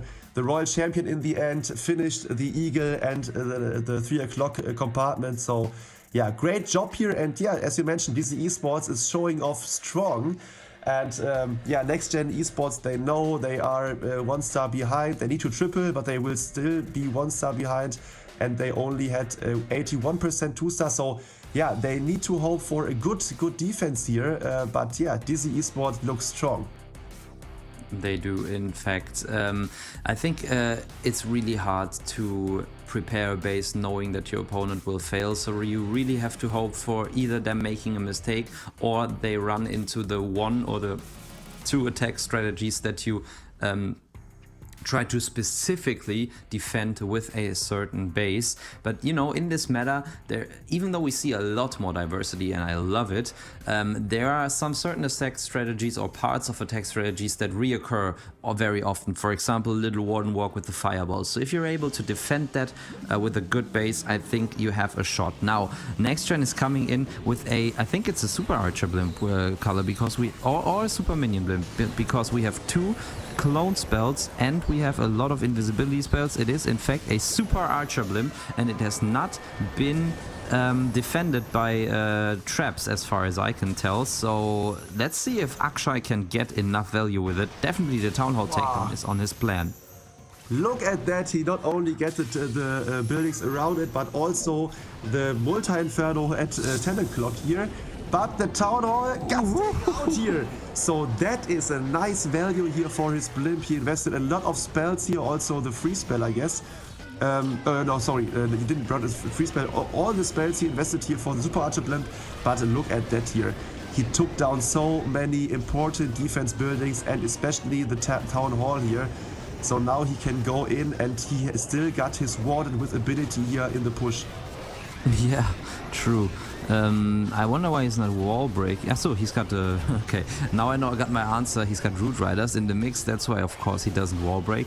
I wonder what he's going to use the wall breakers for. Maybe back end Super Barbarians or something. But so far, this looks really strong. There are just a couple more walls that the Root Riders have to pierce through in order for his big push to get access to the whole base. And I think he could have even used the Royal Champion for the backend to make this attack a little bit quicker, but as time is not an issue here, I think Akshay is going to be golden with this approach as well. Queen ability used and the Warden just after that, and I think this is going to be a 3-star for sure. Yeah. Great attack here. He spotted that the Super Archer blimp could be a good viable option here, and he used it, and it worked really well. Cloning some Super Archers into the center of the base, gave him so much value. And now look at that here. He is completely overkilling this base here. All the Root Riders, all the heroes are full life. Crazy stuff here for next gen esports. Akshay is the man who gives them a good feeling about their offense, and hopefully they can get a defense in to make this war closer. Yeah, that is what they need. But of course, the 3-star was what they needed as well. They were able to pull it off, and that is all that matters. In my opinion, this blimp looked a little bit too YOLO for my taste, because he just did put a couple of loons to track for seeking air mines and then sent in the blimp immediately. But, you know, he was successful with it, so we really shouldn't doubt it too much. The Town Hall, I mean, it was quite close with its takedown, but in the end, a 3-star is a 3-star. And if now that puts a little bit of pressure on Dizzy, or maybe they're just angry because it was, you know, so lucky or so close with the Town Hall takedown and could have been a huge defense, then, you know, all of these emotions can play a role in how the attacker performs. And that is really all that Next Gen can hope for now. Yeah, that's true. But although you are right, I think at some point in those wars where you are behind, maybe you need to go for some riskier plans, and I think that is what they did. So in the beginning, one of their normal attacks didn't went well. So maybe they saw, okay, maybe they didn't expect anything like that here. And they go for it, they went for it, and it helped them because they got the 3-star they needed. So 9-8 after 3 attacks. Now it is Ryuta here coming in with a Queen Walk or Warden Walk. It is a Queen Walk into Super Loons here. Yeah, we got the Rocket Loons and we got a Warden with the Warden ability and a Royal Champion trick. Oh yeah, What nice. is he going to do? Ah, Rocket Spare. Okay, it's not really a Royal Champion trick, but he just used the Seeking Shield early on and then finish off some buildings with the Rocket Spare. Also luring the CC with the Royal Champion, which is quite a good value. Now he has to make sure that the Queen does not step into the range of the Ricochet Cannon, which is not the case at the moment, but I wonder where this Warden ability will go. He's got 2 invis spells, so I guess he will try to get the Warden ability onto the Sweeper or something in the core, but he found a couple. Okay, he found a couple of Teslas and he's sending the King in now into this 3 o'clock compartment, or like 4 o'clock. And there goes the Warden. So the Warden is going for the scatter shot here in the core. There goes the Earthquake and the Fireball, and now with the Lock Launcher he will be able to take down the Town Hall before any of his troops is nearby. So great plan here by Ryuta. Let's focus on the Queen Walk. It looks decent. He broke up the wall. Now she goes for the Wizard Tower and the Eagle and the Multi after. In the core, the King did his value. Maybe he can take down an enemy King. No, he will hurt him, but will not take him out. But he still got 16 Super Loons here to take down the last remaining buildings, Maxi. Yeah, crazy stuff. He could have almost swagged the Rocket Loons. But yeah, I mean, he shouldn't, and he doesn't. He's going all in. Rather than that, the Queen goes to the outside now, so it will take her a while to get to the core, but yeah, he should just send in the rocket balloons and support them with the spells. Great freeze-there freezing both of the multi-archer towers, and that was an amazing showing. One of the best attacks we've seen all day. The level of planning and the level of execution were just on point from Ryuta, so big GG's to him, and he brings his team one step closer to the grand final. Yes, and you know, especially when we are struggling by telling you guys what the plan is of Ryuta, we couldn't figure it out where the Warden will be deployed. He, in the beginning, he just used his Royal Champion. He suicided his Royal Champion to get a path for his Warden Fireball later on. So, yeah, great job by Ryuta. And in the end, it was an overwhelming 3-star here. That is what they need. But for the other side, Next Gen Esports, are still behind here because Dizzy Esports is crushing it. Oh yeah, they are. It's really impressive, and I think if they make it to the final, Navi really have a worthy opponent there. They really show that they have nerves of steel with these types of attacks, and also these detailed, almost surgical plans that they bring to the table. However, it is still not lost for next gen, as one more attack from Dizzy has to 3-star, or at least get a high percent 2-star in order for them to win. But before that, next gen have to make it as hard as they can by 3-starring themselves. And I'm hearing that the player is ready, and we've got the next attack on the way. Yes, and it is Betham Boy here starting his attack with the Warden Walk here next to the multi-archer compartment. We see another time anti-2-star base or a centralized town hall here. He's also using this fireball, and with the earthquakes he's also able to take down the scatter shot in the center of the base. Now, super witches are deployed. They are going directly into the eagle chamber, and the queen will go outside. So this is, as we know it from other attacks before, the plan to go inside the base. Jump spell is deployed, and now we need to watch if those super witches in combination with the king and the warden are able to clear the core of the base. Yeah, and we've seen this base before as well. I think Xia Otian had this base active in the war before, and I think she was able to defend with it, but I'm not 100% sure. We definitely saw pretty much the same approach into the core of the base, and then all of the super witches died in the core after the town hall takedown in the town hall poison because of the ricochet cannons and the ground bows around there. And I gotta be honest, this attack from Betham Boy does not look any better than the one we've seen onto this base before. Yeah, that's true. So it's another time is a main push struggling in the center of the base. Now the town hall got taken down, but those ricochet cannons in combination with those X-bows are dealing so much damage here. The big boys are dying so fast. We see the queen popping her ability here, clearing the top side. But is it enough here in the end in the core to take down the ricochet cannon? There is still one single inferno here, and he don't have any spells left here. We see the spear of the royal champion is taking out one X-bow. So now one witch is tanking here for the queen, but the queen got taken out by the warden. Now it's all about whether this royal champion can take down the last remaining defenses, especially those Teslas. Yeah, and it's actually looking quite good.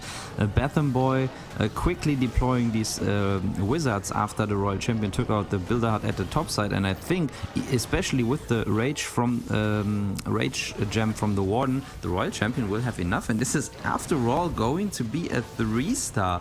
Great job from Next Gen, and they keep their theoretical chance of a victory alive. Yeah, that is true. Nicely done here by Betham Boy. He played the same plan we saw before on this base, but this time it was not a 2-star, it was a 3-star. So GG to Betham Boy. Nice fireball there, good push into the core, although the CC troops and those skeletons in the center held his push a bit off here. Those ricochet cannons did so many shots here on his troops, but in the end he was able to overwhelm this base. And the 3-star is here, so now we need to see what Dizzy Esports will do in the last attack. We know 82% 2-star will lead into the victory for Dizzy Esports, but we saw today a couple of 1-stars also, so it's not over for next gen, but we need to wait for Yaga for the next attack of Dizzy Esports. Yeah, we could see once more that the Rage Gem on the Warden was so strong in this attack. I think it's one of the most used equipments by the pros here. But yeah, you're right. This final attack will decide if Dizzy Esports can make it or not. And I just checked our bracket. So far today, we have seen only one perfect war by one team, and that was Supersonic in their very first match against the Momentum Shifters. No other team was able to pull off 15 stars. So now the pressure is on for Jaga, and he is bringing the Yetis with a Queen charge though. Interesting, or maybe Warden charge. and 6 bat spells. So maybe we'll see the first time a bat wave here in this attack. Let's see, at 6 o'clock I think there's only one wizard tower dealing splash damage. So let's check out what the plan of Yagar is. So he brought 5 Yetis as you mentioned, starting off with a warded walk here. I think he will use also the fireball here. And then going in with a big push. No, he's deploying the queen first, so no fireball in this attack here. Some additional healers here for the queen and the first Yeti. So now we need to figure out, maybe he will bring in something for 12 o'clock and then, yeah, Siege Barrack is deployed, King deployed, and then go in directly to the Ricochet Cannon Chamber to connect his troops to the center of the base. Unfortunately, the king was targeted right away by the monolith, and he's already so low on HP and is probably going to use his ability soon. Yeah, true, but hopefully the push in the core is enough here to overwhelm this central town hall here. Now we see directly coming in the bat wave from 9 o'clock, supporting his push here. So hopefully the push in the core can take down the town hall, but everything died out, only the queen charge is left standing. This is looking very, very bad here. Very, very, very bad. I don't even know.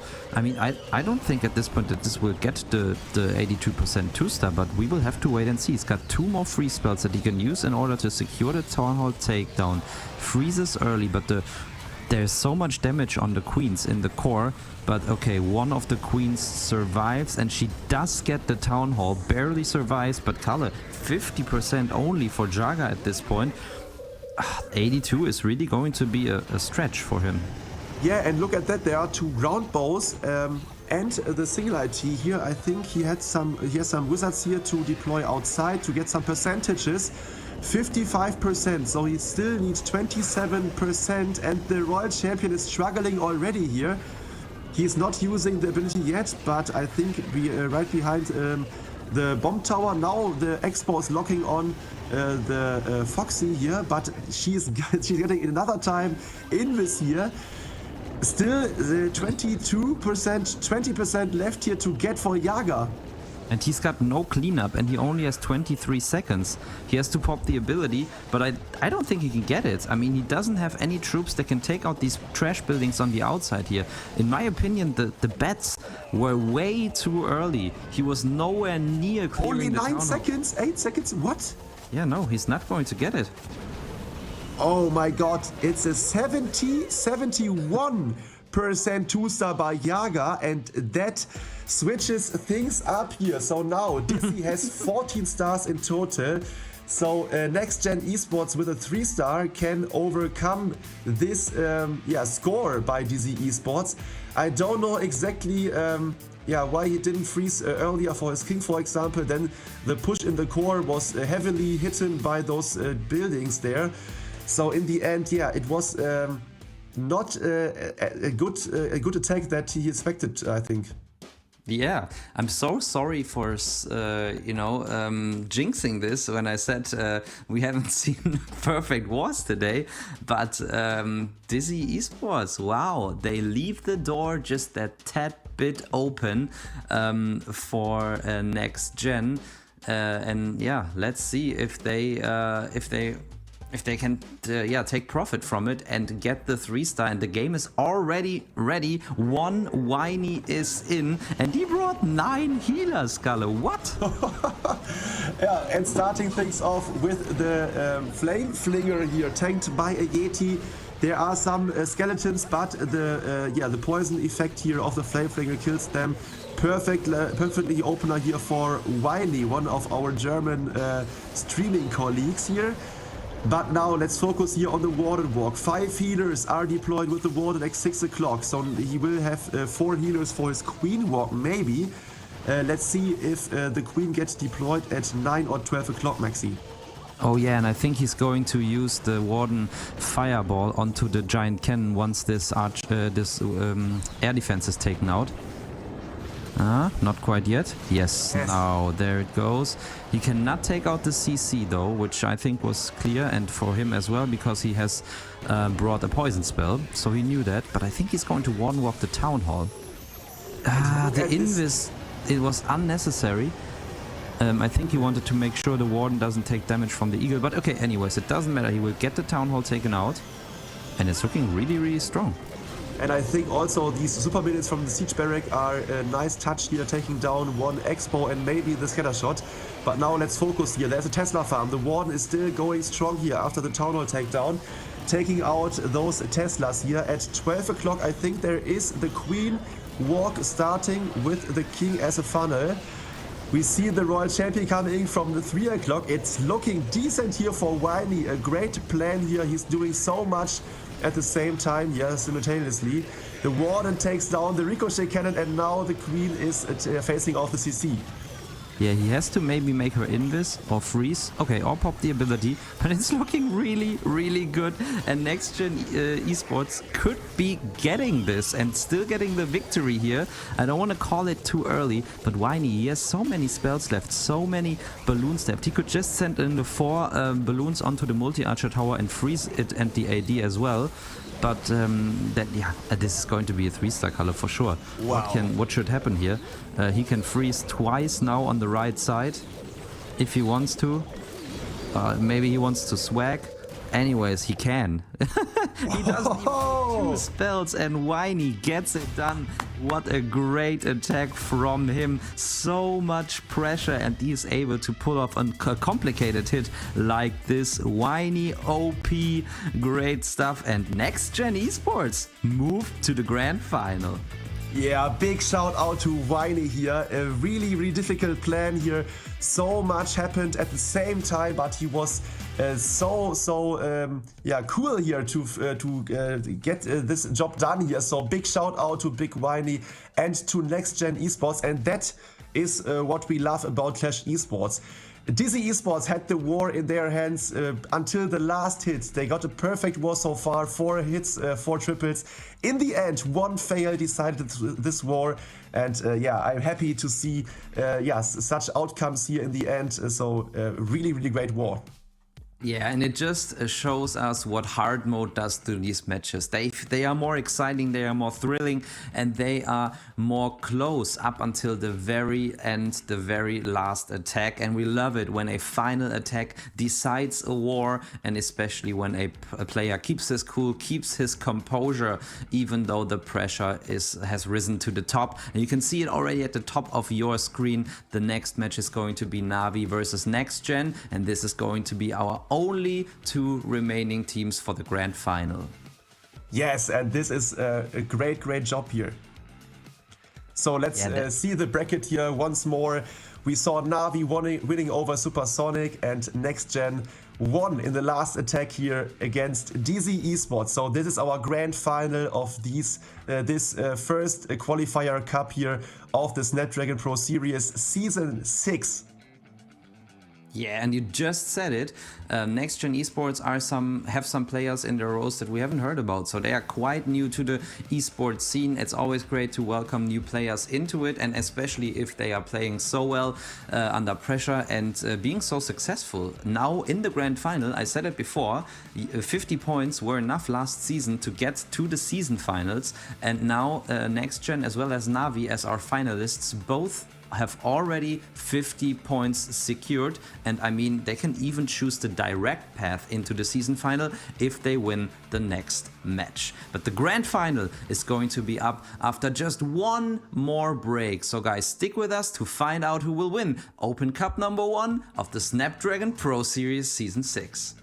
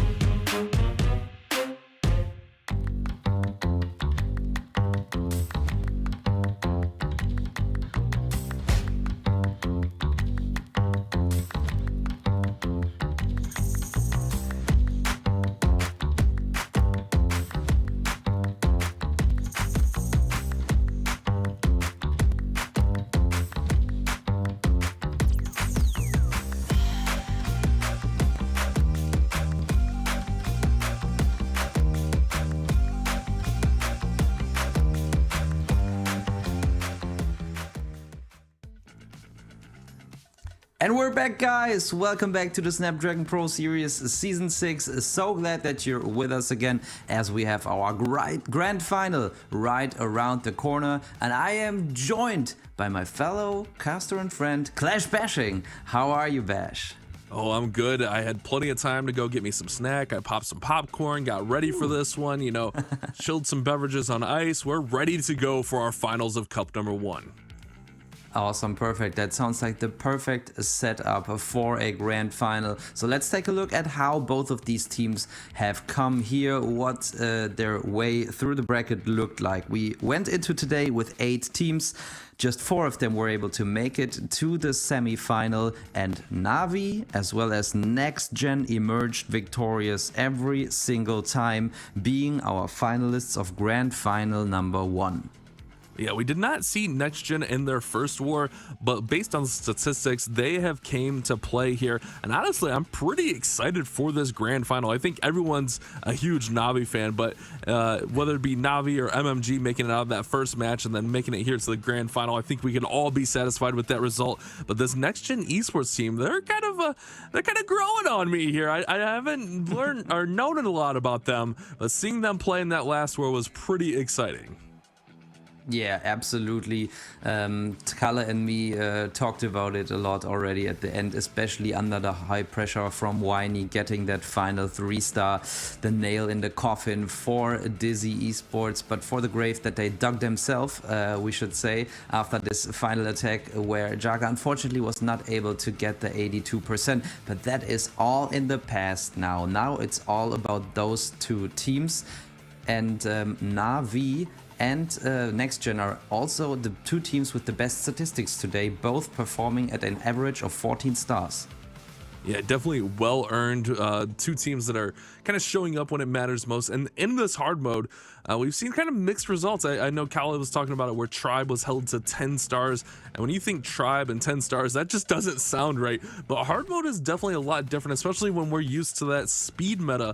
And we're also just coming off those big nerfs to equipment and druids and some other things inside the game. So there's been some pretty massive changes since Season 5 of the Snapdragon Pro Series. So I think this is a really good tournament, a very important tournament for all of these players, whether they're in Worlds or not, just to kind of get used to what the format will be probably after Worlds and moving forward. This hard mode is no joke, and we're seeing that play out here today.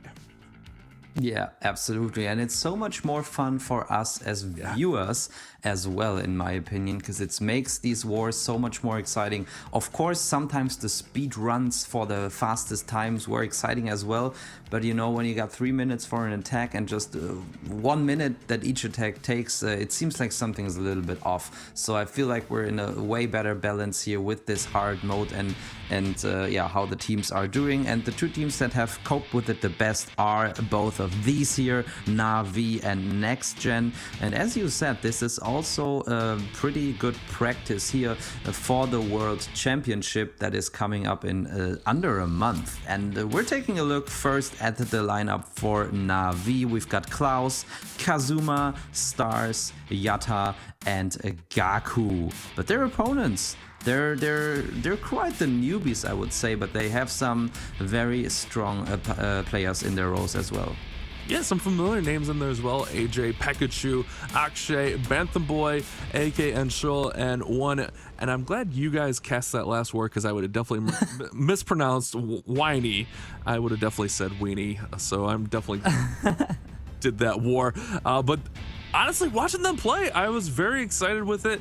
I think that they can hold up here against NAVI. From what we've seen today, I think they have a really, really nice chance to hang in there with this NAVI squad. Remember, the winner of this will automatically be qualified for our grand finals.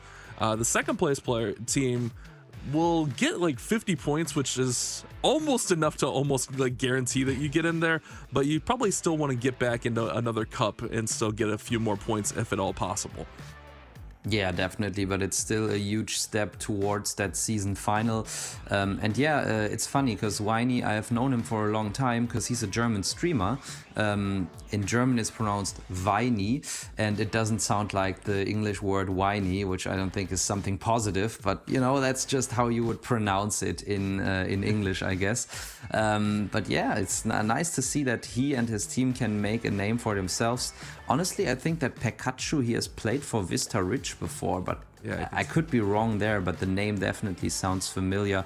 Anyways, it's all decided on the big stage, it's all decided on the battlefield, and that's where all of these players will now have to perform to the best of their abilities in order to secure that season finals spot and already be in the money. I don't know if we will have a chance to put the prize pool on later on, but for now we are already ready with the game, so let's dive into it.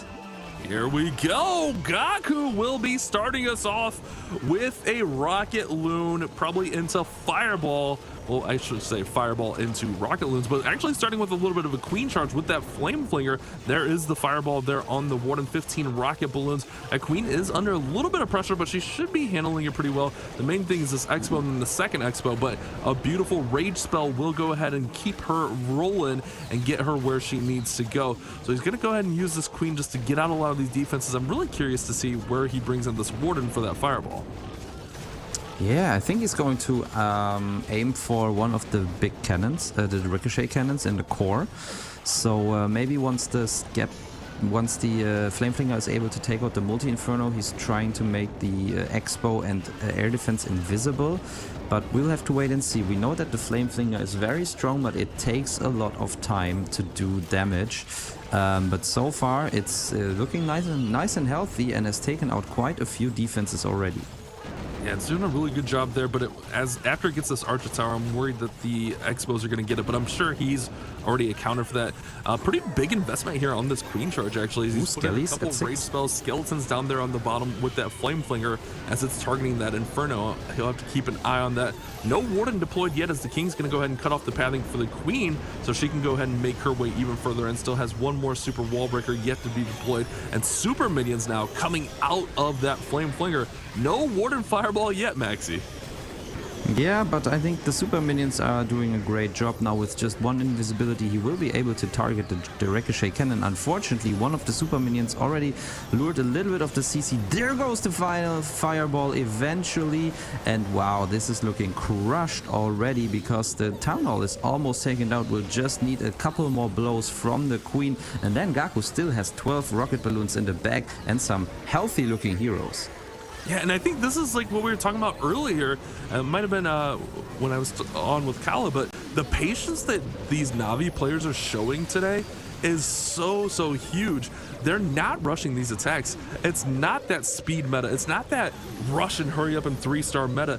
It's a meta where you can take your time. You can develop a beautiful Queen Charge. You can develop a beautiful Warden Fireball. And that's where we're seeing this Navi team have a lot of success. And we see it yet again with Gaku. Great patience there, letting the Queen do what she is supposed to. And then eventually, after everything's set up perfectly, brings in that Warden with a beautiful Fireball. Yeah, that was beautiful is the right adjective in my opinion. The way that he thought out this plan, once again with just a limited amount of time. We said it time and time again. You got 7 minutes or like 8 minutes in total until the very first attack. So that is taking a look at all the bases, figuring out a plan, adjusting your army, and going through the plan in your head over and over, so you can perfectly execute it when it's when you hit the live button.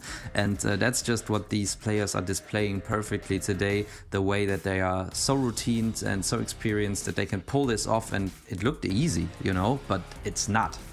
Yeah, I can attest to that. You know, we were talking about the speed meta where it's, you know, 1 minute attacks. The one thing I liked about the speed meta, I was able to 3-star a lot more often, Maxi. It is definitely a little bit harder right now to 3-star, especially, you know, when I make the adjustment from Root Riders to go to Super Witches, and now the Super Witch attack is nerfed with the Druids. I guess I'm going to have to go back to old school Super Witches, but Pikachu is going to come in, and we got some dragons, a couple clone spells in here as well. We'll have to see if we got balloons on this side of this battle blimp. If there was Invises, I would say maybe we have super minions, but with the double clone, I'm going to say that there's going to be a balloon bomb in there. Giant Arrow does shoot across the base with the Queen and her healers, and then we see a Warden with a pretty typical setup, except for no healing tome there, the Rage Gem instead on the Dragons. Interesting, yeah. Using the Eternal Tome, but there's a sweeper sweeping the blimp away. He finally freezes it, but there are some traps, and I wonder if he wanted to get the tower. Oh, he wanted to clone the Yetis, I think. Yeah, not balloon. But they all ran to the center of the base. However, he's got the king and queen making their way into the town hall compartment. He's raging the queen up now.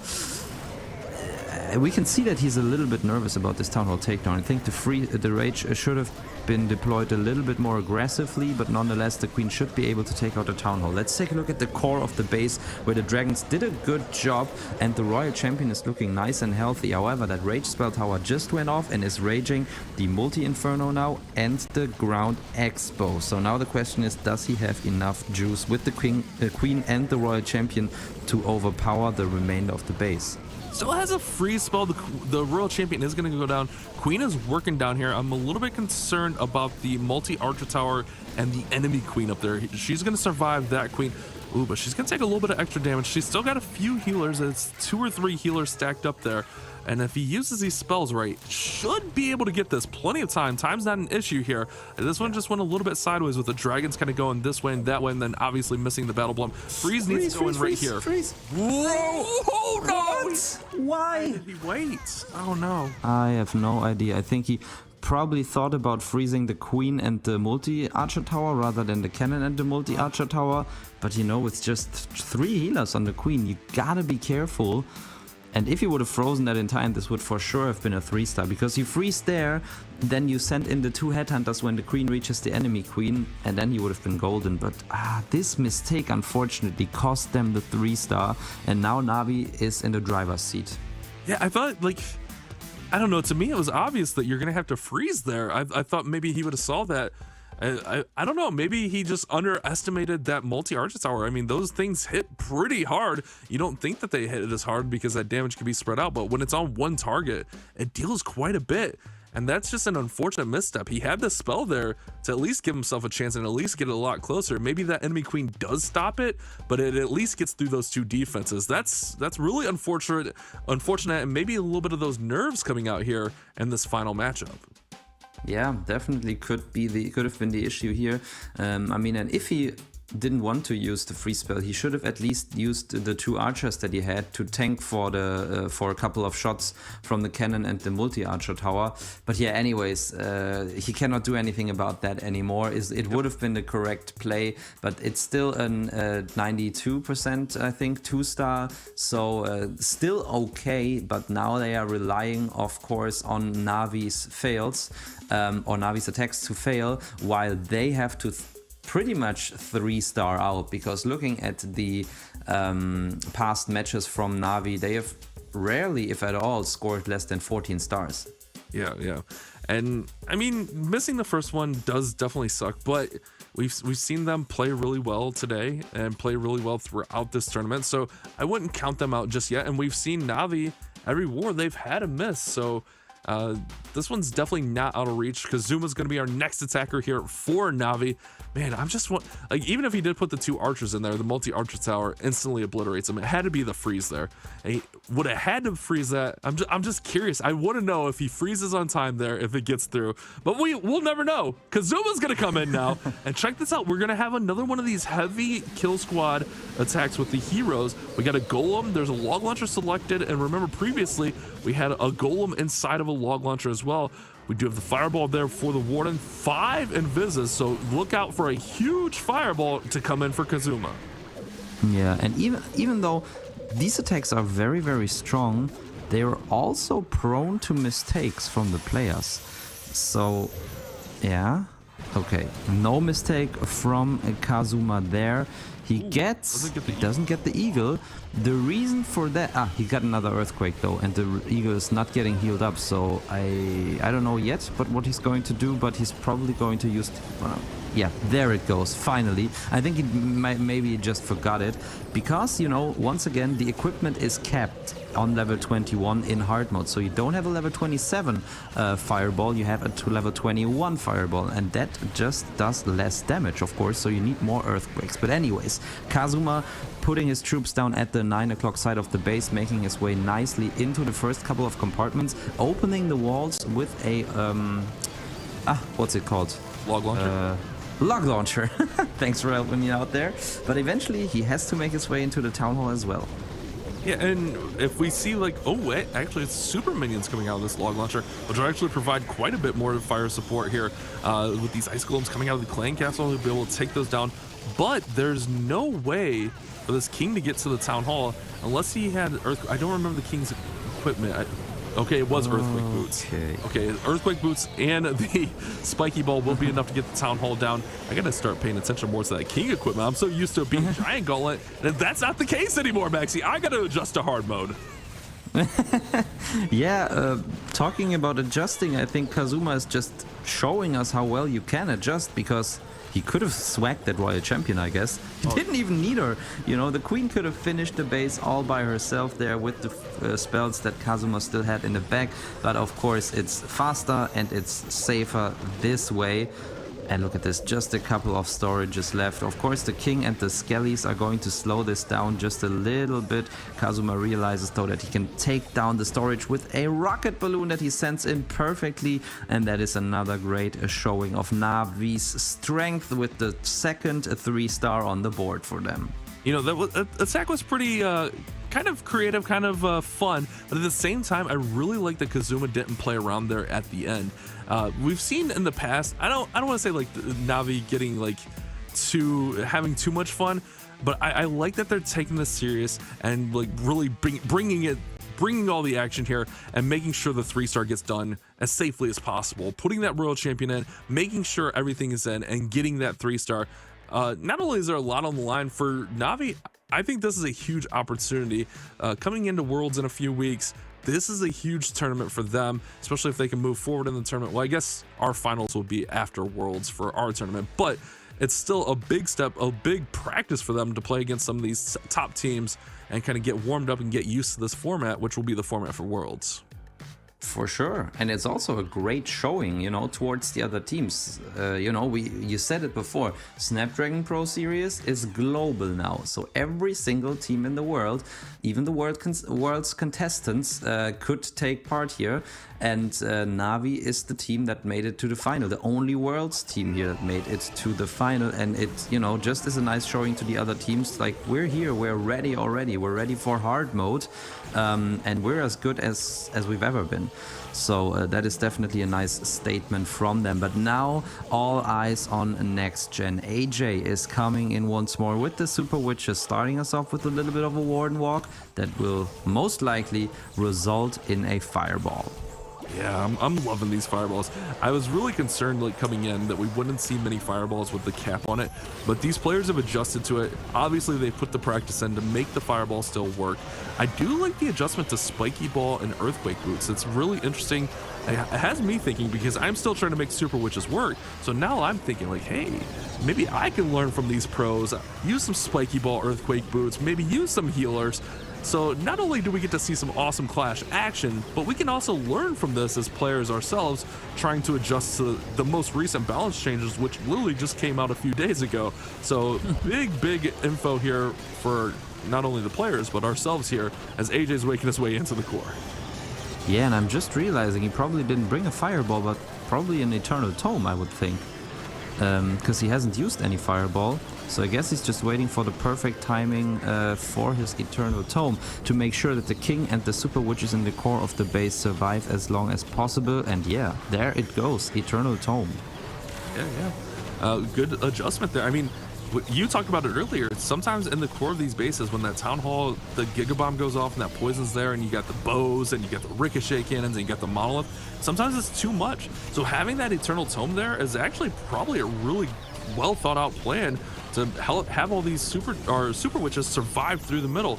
Now we see Queen go into a building. We have the Royal Champion coming in as well, and he should actually have a really nice shot at cleaning up this back end of the base, which is still pretty loaded, but he's still got plenty of witches. He's still got plenty of hero support. This should be pretty good. Yeah, I agree. I think so too. Once again, we can see great base building from NAVI. As I said before, that you want to have the Tesla farm in the end of the attack when usually the troops have thinned out quite a bit. But this approach from AJ was just too strong. Nothing has really thinned out. So many troops, so many heroes still alive and able to overcome this base from Kazuma. And that is exactly what Next Gen needed now to stay in the game and still having a shot at winning this grand final. In my opinion, that's how super witches should be ran. Like, you protect the witches, you take care of business, and it pays off really well there. Don't get me wrong, I love the fireball, and I think the fireball funnel is beautiful. But we've seen in the past that the super witches with enough protection and support, they can make it to the end of the attack. They have enough firepower. The biggest issue with them was always time, but now we have some equipments that can help speed them up. We have a lot of different things in the game. I mean, we're seeing that magic mirror on the Queen, just level buildings. So there's things that can help speed up this attack. So I kind of like that adjustment of not necessarily relying on the fireball, but going with the old school Eternal Tome right there. Yeah, absolutely. And even the rage investment was definitely worth it, because think about it. Usually you need at least 2 or 3 invisibility spells and another 2 earthquake spells to make sure that buildings like scatter shots, ricochet cannons and so on are even on infernos especially get taken out. This way he just invested the Warden Walk with the rage spell, got as much value considering the funnel for the super witches, and could then just send them in through the core. And just as you said, rather than using the fireball, he was able to have the Eternal Tome and protect the super witches so that they would have value throughout the end of the attack. So great adjustment from him to those fireball super witch attacks that we have gotten so used to. And just as you said, we and you guys as players should learn from that, should learn from what the pros are showing us. And talking about what the pros are showing us, I see a little bit of Queen Charge Hybrid, Bash. What? Is it 2022? Yeah, this I don't remember the last time I saw a Queen Charge Hybrid, and if it was anything like Queen Charge Hybrid, it was Queen Charge Twin Hog, not even really Queen Charge Hybrid recently. But this is definitely an old school attack, and honestly though, if you look at this base, this is an old school style base that Hybrid used to work really, really well on these anti-3s where the Queen can get to the Town Hall, get the Clan Castle dealt with, and then you set up those nice lanes for the Hybrid to work through. I like this selection, but can he make it work? Yada's going to try to push the Hybrid right through this base of Pikachu. Yeah, luckily the Loon did not activate the Town Hall. Ooh, however, the Ice Golems got lured. Okay, nice job there with the freeze spell. Not just freezing the Town Hall and thus making it not do damage on the healers anymore. He also froze the Ice Golems so they wouldn't get in range of the Queen. It was a great play here. Just as great as this one balloon on the on the ground expo, because Yada realizes there's just a wizard tower shooting away at the Loon, and the Loon will be able to take out the ground power and thus negating the damage from the Queen. Great job there, and the Hybrid is already in. Just, you know, classic Hybrid with the Warden and with the Royal Champion in behind. Yeah, the most like traditional Hybrid setup here. Take out a compartment with the Queen, set up the funnel on the other side with the King and the Siege Barracks, and then run the Hybrid up the middle so you can support them with the Warden and the Royal Champion. I love this setup. The problem here is there's not a lot of spell support, and the Warden has gone away from those Hybrid troops, and they have faded.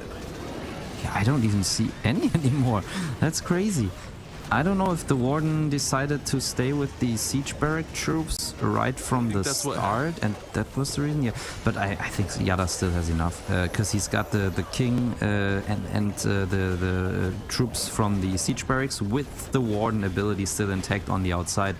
Queen doing great job at the top side, and I think he should have this, even though the Hybrid troops died off almost immediately. Yeah, that's pretty ridiculous, but yeah, the Warden decided not to follow the Hogs and Miners, went with the P.E.K.K.A.s and Wizards and the King on the bottom side, and then he's still going to get a triple out of this. That's kind of the Warden. Yeah, kind of insane. Yeah, no Warden ability needed. Okay. All right, Yada. You do you, boo-boo. That's a good attack right there. That's solid. Wow. Not too bad. And there we can see the auto ability got popped there right when the attack ended. Yeah, great job, great approach, and that's what I love. I love how these pros are able to do some out-of-the-box thinking, you know? When everyone's thinking about super witches and root riders and, you know, whatever meta troops, Yada just comes up with this. He looks at the base like, isn't this like a typical base that we used Queen Charge Hybrid on it? Why don't I just unpack the Queen Charge Hybrid? And he did just that perfectly and successfully, and this is the third 3-star in a row for NAVI, and they keep the pace high, and they keep their lead as well.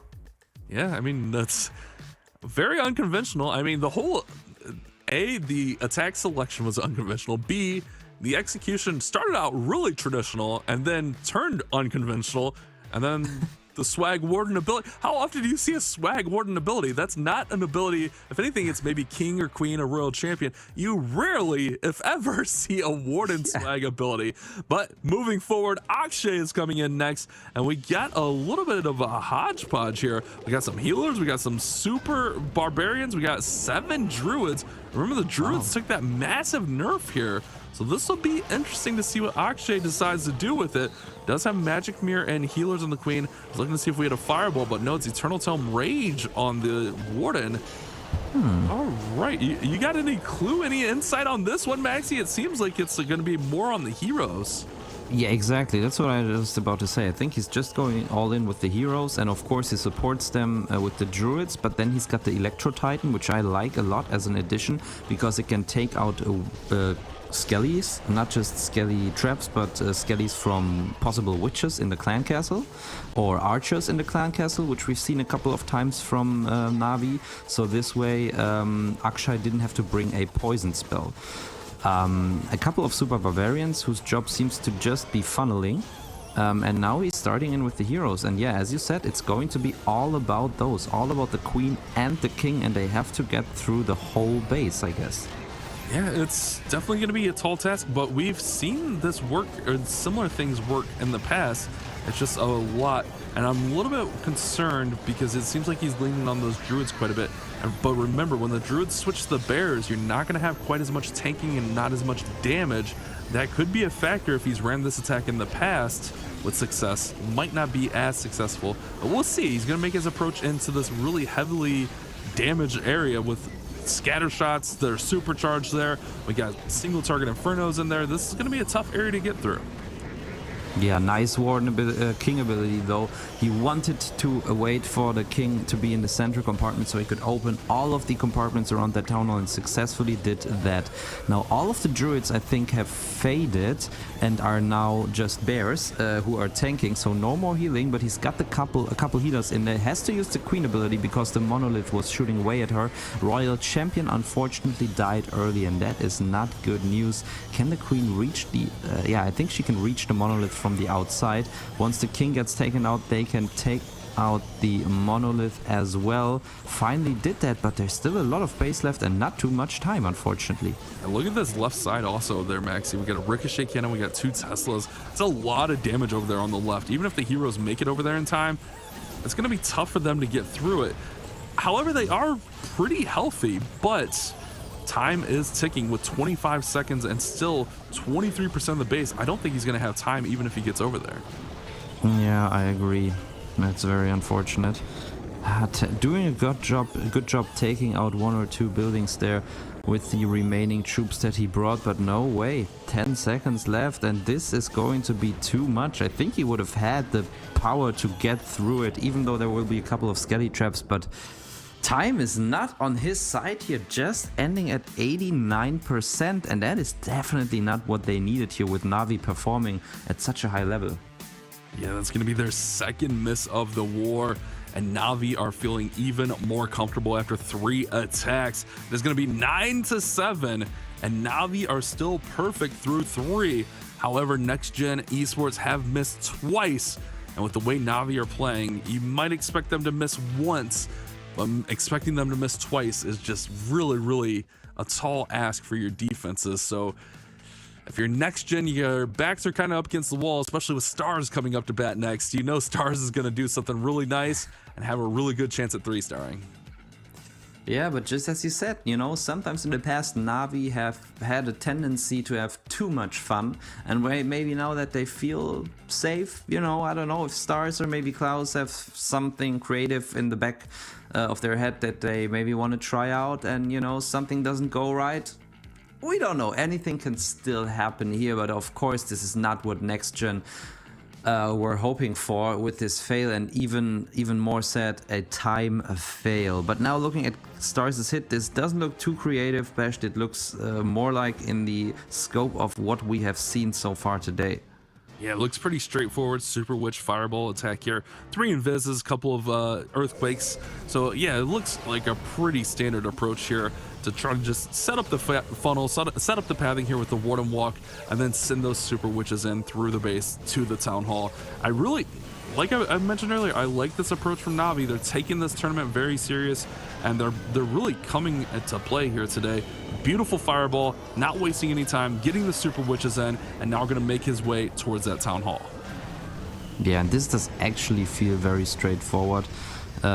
Pretty much like the Super Witch Druid attacks that we've seen, when you just basically go for funneling and a little bit of value with the Warden Fireball, you know, not even doing something complicated, making half of the base invisible, trying to get the clan castle and whatnot, giant arrow through the base, taking out the Town Hall. It's just been a couple of buildings and just barely shaping up the base for the next part of the attack, and so far the funnel is working nicely. He's pulled the clan castle. He did not bring any poison spell, so the king doesn't survive for too long, but he already uses the king ability. Yeah, getting some nice damage on the center of the base and also opening up all of these walls, and I think that it's looking very solid for him. I actually kind of got lucky that the King's Spiky Ball didn't activate the Town Hall. It bounced right around all those compartments, so the Queen didn't take any excess damage right there. So it does have a lot of base, and I think the Royal Champion's joining the party from the top of the screen there. You can see the Spirit Fox up there. Yeah. The Royal Champion's up there. She should be able to throw that Seeking Shield and the Rocket Spears. Zoom out a little bit. Oh, wait, no, she's got Hog Puppet. There we go. Now we can see the Royal Champion in there. So she does have the Hog Puppet to go ahead and zoom on through there, and this base is looking crushed, and Stars is going to put another triple on the board for Navi. Wow. This looked easier than it should have been, you know? Yeah. Especially taking into account that I have been using the Super Witches in Legend, and it's not that easy anymore ever since the Druid nerf, but Stars surely made it look easy in this attack. And yeah, he just keeps on doing what Navi have been doing in the past 3 attacks as well, leaving no doubt that they are in it to win it, not leaving the door open a tad bit. No chance for next gen to lay in those arms. They would need a 1-star defense now in the last attack and have to 3-star themselves before that. This is not looking very good for them. No, unfortunately not. You know, funny you mentioned Legends League. I used to have an army cap. I might still have it. One of my quick save armies was called Stars Lalo. I could never do it like Stars, obviously. But now I might have to have a Stars Super Witches. I might have to add that to the arsenal, because that was just, it looked so good, man. But obviously, mine aren't going to look as good as Stars. It's just the selection of where to go in at the base, where to hit that fireball. It's just so calculated, so well thought out, and so well planned, and that's what makes Navi so good. Is they've been doing it for so long. A lot of these top teams have been doing it for so long. They just understand the game mechanics. They understand how the troops are going to work, and that's what makes them so good and makes them pro players. Bantha Boy coming in with a quick fireball in here. I saw a Ricochet cannon getting taken out. I didn't really see what else in there. Maybe no, all the Infernos are up. Maybe Expo over there, Expo and the Ricochet cannon, maybe a few other buildings, yeah. But really quick start here for Bantham Boy. Yeah, I think that's basically it, but on the plus side, he only had to invest a single invisibility spell. So I think he just made the wizard tower on the outside invisible, then went for the quick fireball. So time is probably not going to be an issue this time around for next gen esports, which is some good news already. But he has to make his way into the base somehow. He deployed a lot of troops in a lot of places in this base fairly quickly, but unfortunately the queen, oh no, okay, it was just a mirrored queen that died there. So hopefully the original queen is able to take out the ricochet cannon. There it goes. But all of the super witches are now sent into the monolith. But first of all, they are taking out the ice golems, giving the monolith a lot of time to deal great damage. Yeah, but I think it's okay. Does have a couple of root riders joining the party also, I think, out of that siege barracks up top. And now he's got the king coming, running through here. I'm just a little bit concerned about this little area right here. There's a lot of damage in this area. King's gonna go ahead and open it all up, which that earthquake deals a lot of damage, but the queen did go down now. And if these witches start taking too much damage, which they're taking quite a bit, they may get taken out as they have no healing support on them. So this one could fade. Oh, great invis to get the king on the town hall. Yeah, definitely. But was the king already dead? And was he? Yeah. Yeah. He made the dead king invis. Phoenix! Oh, Phoenix! Oh, wow. That was clutch. Literally Phoenix's last shot, but it's still not going to matter because all the witches are dead. Oh wait, he's still got Royal Champion, but with 3 heroes up there, yeah, Royal Champion's not going to stand a chance. Probably not. He's got the freeze spell. He's got 2. He doesn't even have the hawk puppet. He has to maybe use the the headhunter now. But yeah, I think there's too much for the Royal Champion. Yeah, especially with the Spirit Fox getting taken out. That's going to be it for this one. And Next Gen Esports just not able to hang in there with NAVI, man. NAVI showing up in a big way here today. They're going to push that lead 12-9. And NAVI, could we have our first perfect war here in the finals? That would be pretty incredible. It would be. Hoping that you didn't jinx anything there. I was gonna say it like attack number 2. You know, we haven't had a perfect war. Yeah, but I figure, you know, fate's already at this point. What's gonna happen is gonna happen. You know. Yeah. Okay. Let's see about that. Let's talk about that in 4 minutes. Oh yeah. But no, honestly, what's impressing me the most is Navi's defense, because I just took a look at the remaining 2 wars. They got 12 stars against them from MMG, a world's qualified team with some of the best players in the world. They got 10 stars against Supersonic, who had a perfect war in their initial war match against Momentum Shifters, and now they have held Next Gen back to 3 defenses, I think. So they can only get 12 stars, or they could get 12 stars even if they get another 3-star. So it seems like they have quite the advance, quite the head start on base building when it comes to hard mode, and all of the other teams have to put in a lot of work to catch up. Yeah, and remember, MMG are defending Season 5 champions, getting taken out early against NAVI. I mean, that was coming in when we were looking at the lineup for today. We all said NAVI MMG. We need that on broadcast. We need to see that. I mean, I think everyone would kind of feel that way, that being the marquee matchup. But NAVI also, they could take a little bit of stress off getting that qualifier into our grand finals in November. Then they don't really have to worry about it. They can kind of do their own thing because, let's be honest, a $50,000 prize pool, even if you are a world's qualified team, you still want to play for $50,000. For sure, yes. And now Klaus is trying to, hit the finishing strike for Navi with a spiky ball on the king. He's brought, pretty classic, pretty straightforward approach here with the Root Riders. And 1 overgrowth spell, looks solid to me. Looks pretty traditional the way we would see it. Wonder if he's going to go more through the town hall or finish. It looks like he's going to finish at the town hall here as the Root Riders are coming in down there about 7 o'clock. Heroes are on the outside, and it looks like he's going to push that king in. I didn't see, I'm assuming king has earthquake boots, so he'll be able to open everything up as he works his way in here. Queen actually on the outside with the magic mirror. I love that play. There it is. Earthquake boots with the spiky ball actually help direct traffic, get those Valkyries a little bit further into the base, and Queen's doing a great job up top. Yeah, absolutely. So are the troops on the right side funneling and keeping everything, the Root Riders, Druids and Valkyries on track in the core of the base, and Klaus feels confident enough that this attack is going well to use the overgrowth spell on the Town Hall, not going for a safe 2-star. I mean, why would he? They only need a 1-star to win this match, and he already has the 1-star in the bag. 4 free spells as well. Down there in the Trooper, he will use them. Yeah, right there for great value. Monolith, Town Hall, and even the Builder Hut, and this base is looking crushed, Bash. Yeah, it's looking really, really good. I like this. Using those freezes at the perfect time. Even using the freeze on the single there to help the Queen stay up and get a little bit more value as the Town Hall falls there.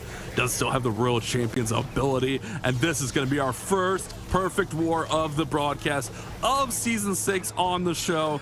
And it's going to be NAVI getting the perfect war here. Beautiful, beautiful war from them. They came and they showed up in a big way in this war. I really liked everything they did. They showed a lot of versatility in their attacks. They showed a lot of patience in their attacks, and they get the 15-star perfect war. Yeah, they came, they saw, they conquered. They are our first season finals participants, getting the direct way in the first, the very first Open Cup, and yeah, getting that ticket right away. However, next gen, they also earn quite the impressive 50 points, and that is a big step towards the season final, as well as we've seen in the previous season. And they were so good today. Honestly, I think they made a name for themselves with high-ranking teams, especially Dizzy Esports, that they were able to defeat here, and only falling short to NAVI. But I mean, who hasn't? Who hasn't? All of the best teams in the world, I think, have had to lose once or twice against NAVI, because they have been in the competitive scene for years, and they have been on top for so long. So I don't think that's anything to be ashamed for. Yeah, former world champions are always on the stage. They've runnered up. They've been here. They've done that.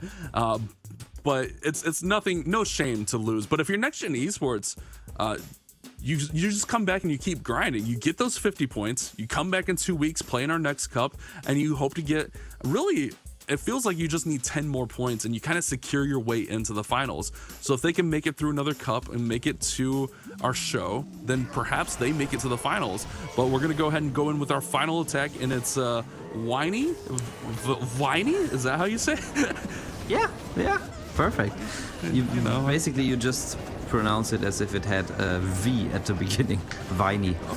Fair enough. But yeah, he is coming in with another one of these Warden Walks. However, pulling a lot of headhunters from the CC. Nice use of the Fireball. Also taking care of the CC troops there. Nice job from Whiny. What does he have here? 4 more healers for, I guess, the Queen, and a couple rocket balloons. So this probably is going to be the same approach that he used before, right? Yeah, I would think so. I mean, we've seen this attack. I love watching this attack. I wish I could execute this attack as well as all of our players do, because it's such a fun attack to watch, and they do such a good job of letting that Warden do his thing, get in there, clear out the base. He's going into a really, really high damage area though, especially with that Rage Tower going off. I'm a little bit concerned about the Warden. Yeah, me too. However, he somehow was able to keep him alive. Yeah, he did a good job there. Rages him up, goes invisible. Queen's working down here at the bottom. He's got that Flinger still working at top. Honestly, he's doing a really great job managing everything. I like this quite a bit. King's now joining the party, and now he's just going to collapse into that Town Hall at some point. Yeah, unfortunately, the Queen charge seems to be a little baited. He pulled a lot of Seeking Air Mines already, so lost a couple of healers, and the Queen did not make it inside this compartment. But, I mean, there's not much damage on the Queen anyways. Has the King abilities, okay, Spiky Ball, and pretty classic here. I think the Warden will have to take out the Town Hall, but I mean, he still has the Royal Champion as well. And Bash, what is left of this base? I don't see a lot. No, not much at all. I mean, the Warden, I think the biggest thing was keeping that Warden alive. The Warden did so much work. Look at the swag. Yeah, that keeping the Warden up there was huge. A great showing there for Viney there. And if you're next gen esports, you got to be feeling good if you come back in 2 weeks for our next tournament. I mean, you got to be feeling good about what you did here in this one. Oh, absolutely, especially Viney there. I mean, now there was not too much pressure, of course, but he proved before that he is able to pull off this exact attack strategy even under a lot of pressure. And swagging 2 spells in the attack before, swagging 3 now. He just gets better and better, it seems. So yeah, definitely, as we said, nothing to be ashamed of for next gen. They really showed what they got. They are now very known in the pro scene, so congratulations to them. But of course also congratulations to our first Open Cup winners, NAVI. They have, you know, done what they were expected to do, I guess. Yeah. Honestly, if you asked me at the beginning of the day who would win, I would say whoever won NAVI versus MMG would be our winner today, and that kind of came to fruition. NAVI just really showed out here and finishing even stronger than they started with a perfect war with really solid time. So they will be our Cup 1 winners, and they will automatically go to our grand finals in November, which we will have 8 teams playing it out in double elimination with a top prize of $20,000 for first place. Taking a look at our bracket here, we see that path. NAVI over MMG, NAVI over Supersonic, and finally, NAVI over Next Gen Esports to take home the victory here today. Yeah, they did that in great style here, and our well-deserved first winners. Let's take a look at the tournament calendar for the remainder of the season. So it will go all the way until 16th of November, where we'll have the season finals, and before that we will have 3 more Open Cups. The next one happening in 2 weeks on October 20th, then 1 week later we have Open Cup number 3, and at 10th of November the 4th Open Cup. So you guys at home, make sure, just look at the guys from Next Gen. If you are not sure if you belong in the competitive scene, if you're good enough, just give it a go, just give it a try, and you may end up in a final versus NAVI or any other big name team in one of the next Open Cups. So I can definitely just motivate you to try it out. There's really nothing you can lose. If anything, you will have a little bit of fun and gain some experience in competitive Clash of Clans. Yeah, I think that's the biggest thing is like myself, like before I started casting, I used to play in the Snapdragon Pro Series. And you just learn so much playing against other people, like seeing stuff that you don't do. Because like, you know, when you're in your clan, you guys do some things a certain way, but then you see another clan do just different stuff. It's a great learning experience. But I do want to shout out the socials here one more time. If you do want to keep up with all the info, make sure you follow us on the socials, join the Discord. All the info you need on how to play, how to sign up, all that kind of stuff is on the socials in the Discord. It's a great resource. And I agree with Maxi. If you have a few friends and want to get into esports, the Snapdragon Pro Series is the best entry level tournament to get into. But Maxi, that's the end of Cup 1, man. That was an awesome show. Always an honor casting with you, man. What'd you think of it all? Yeah, same. Thank you very much. It was very intense, you know.